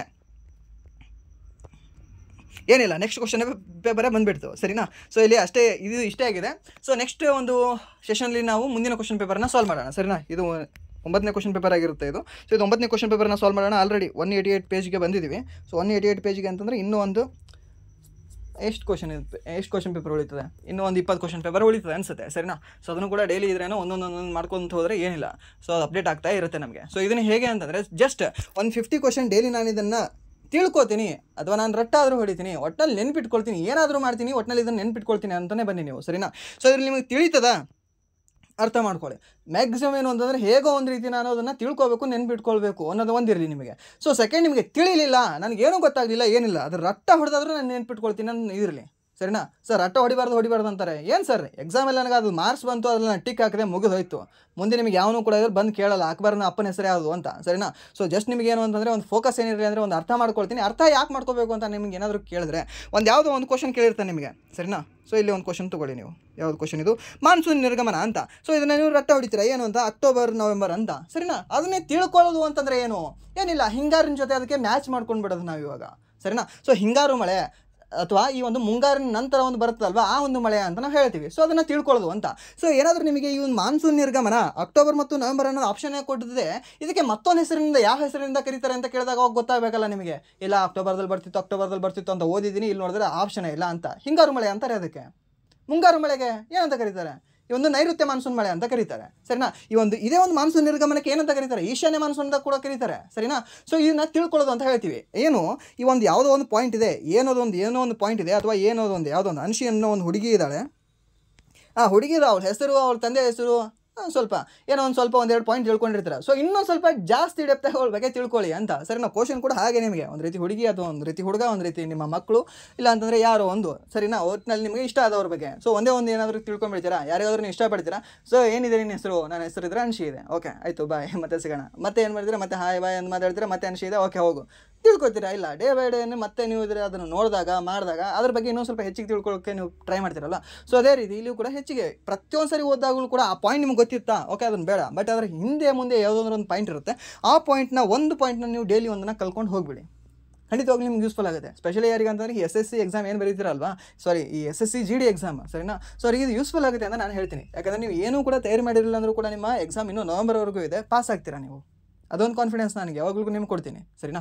ಸೊ ಇಷ್ಟು ಹೇಳ್ತಾ ಈ ವಿಡಿಯೋ ಇಲ್ಲಿವರೆಗೂ ನೋಡೋದಕ್ಕಾಗಿ ಫಸ್ಟ್ ಆಫ್ ಆಲ್ ಧನ್ಯವಾದಗಳು. ಹಾಗೆ ಇಲ್ಲಿವರೆಗೂ ವಿಡಿಯೋ ನೋಡಿ ಏನಾದರೂ ನಿಮಗೆ ವಿಡಿಯೋ ಇಷ್ಟ ಆಗಿದ್ದರೆ ಪ್ಲೀಸ್ ವಿಡಿಯೋನ ಲೈಕ್ ಮಾಡಿ, ಸಬ್ಸ್ಕ್ರೈಬ್ ಮಾಡಿ. ಇಫ್ ನಿಮಗೆ ವಿಡಿಯೋ ಇಷ್ಟ ಆಗಲಿಲ್ಲ ಅಂದರೆ ಸೊ ಡಿಸ್ಲೈಕ್ ಮಾಡಿ ಅಂತ ಹೇಳ್ತಾ ವಿಡಿಯೋ ಇಲ್ಲಿಗೆ ಎಂಡ್ ಮಾಡ್ತಾ ಇದ್ದೀನಿ. Once again thank you so much.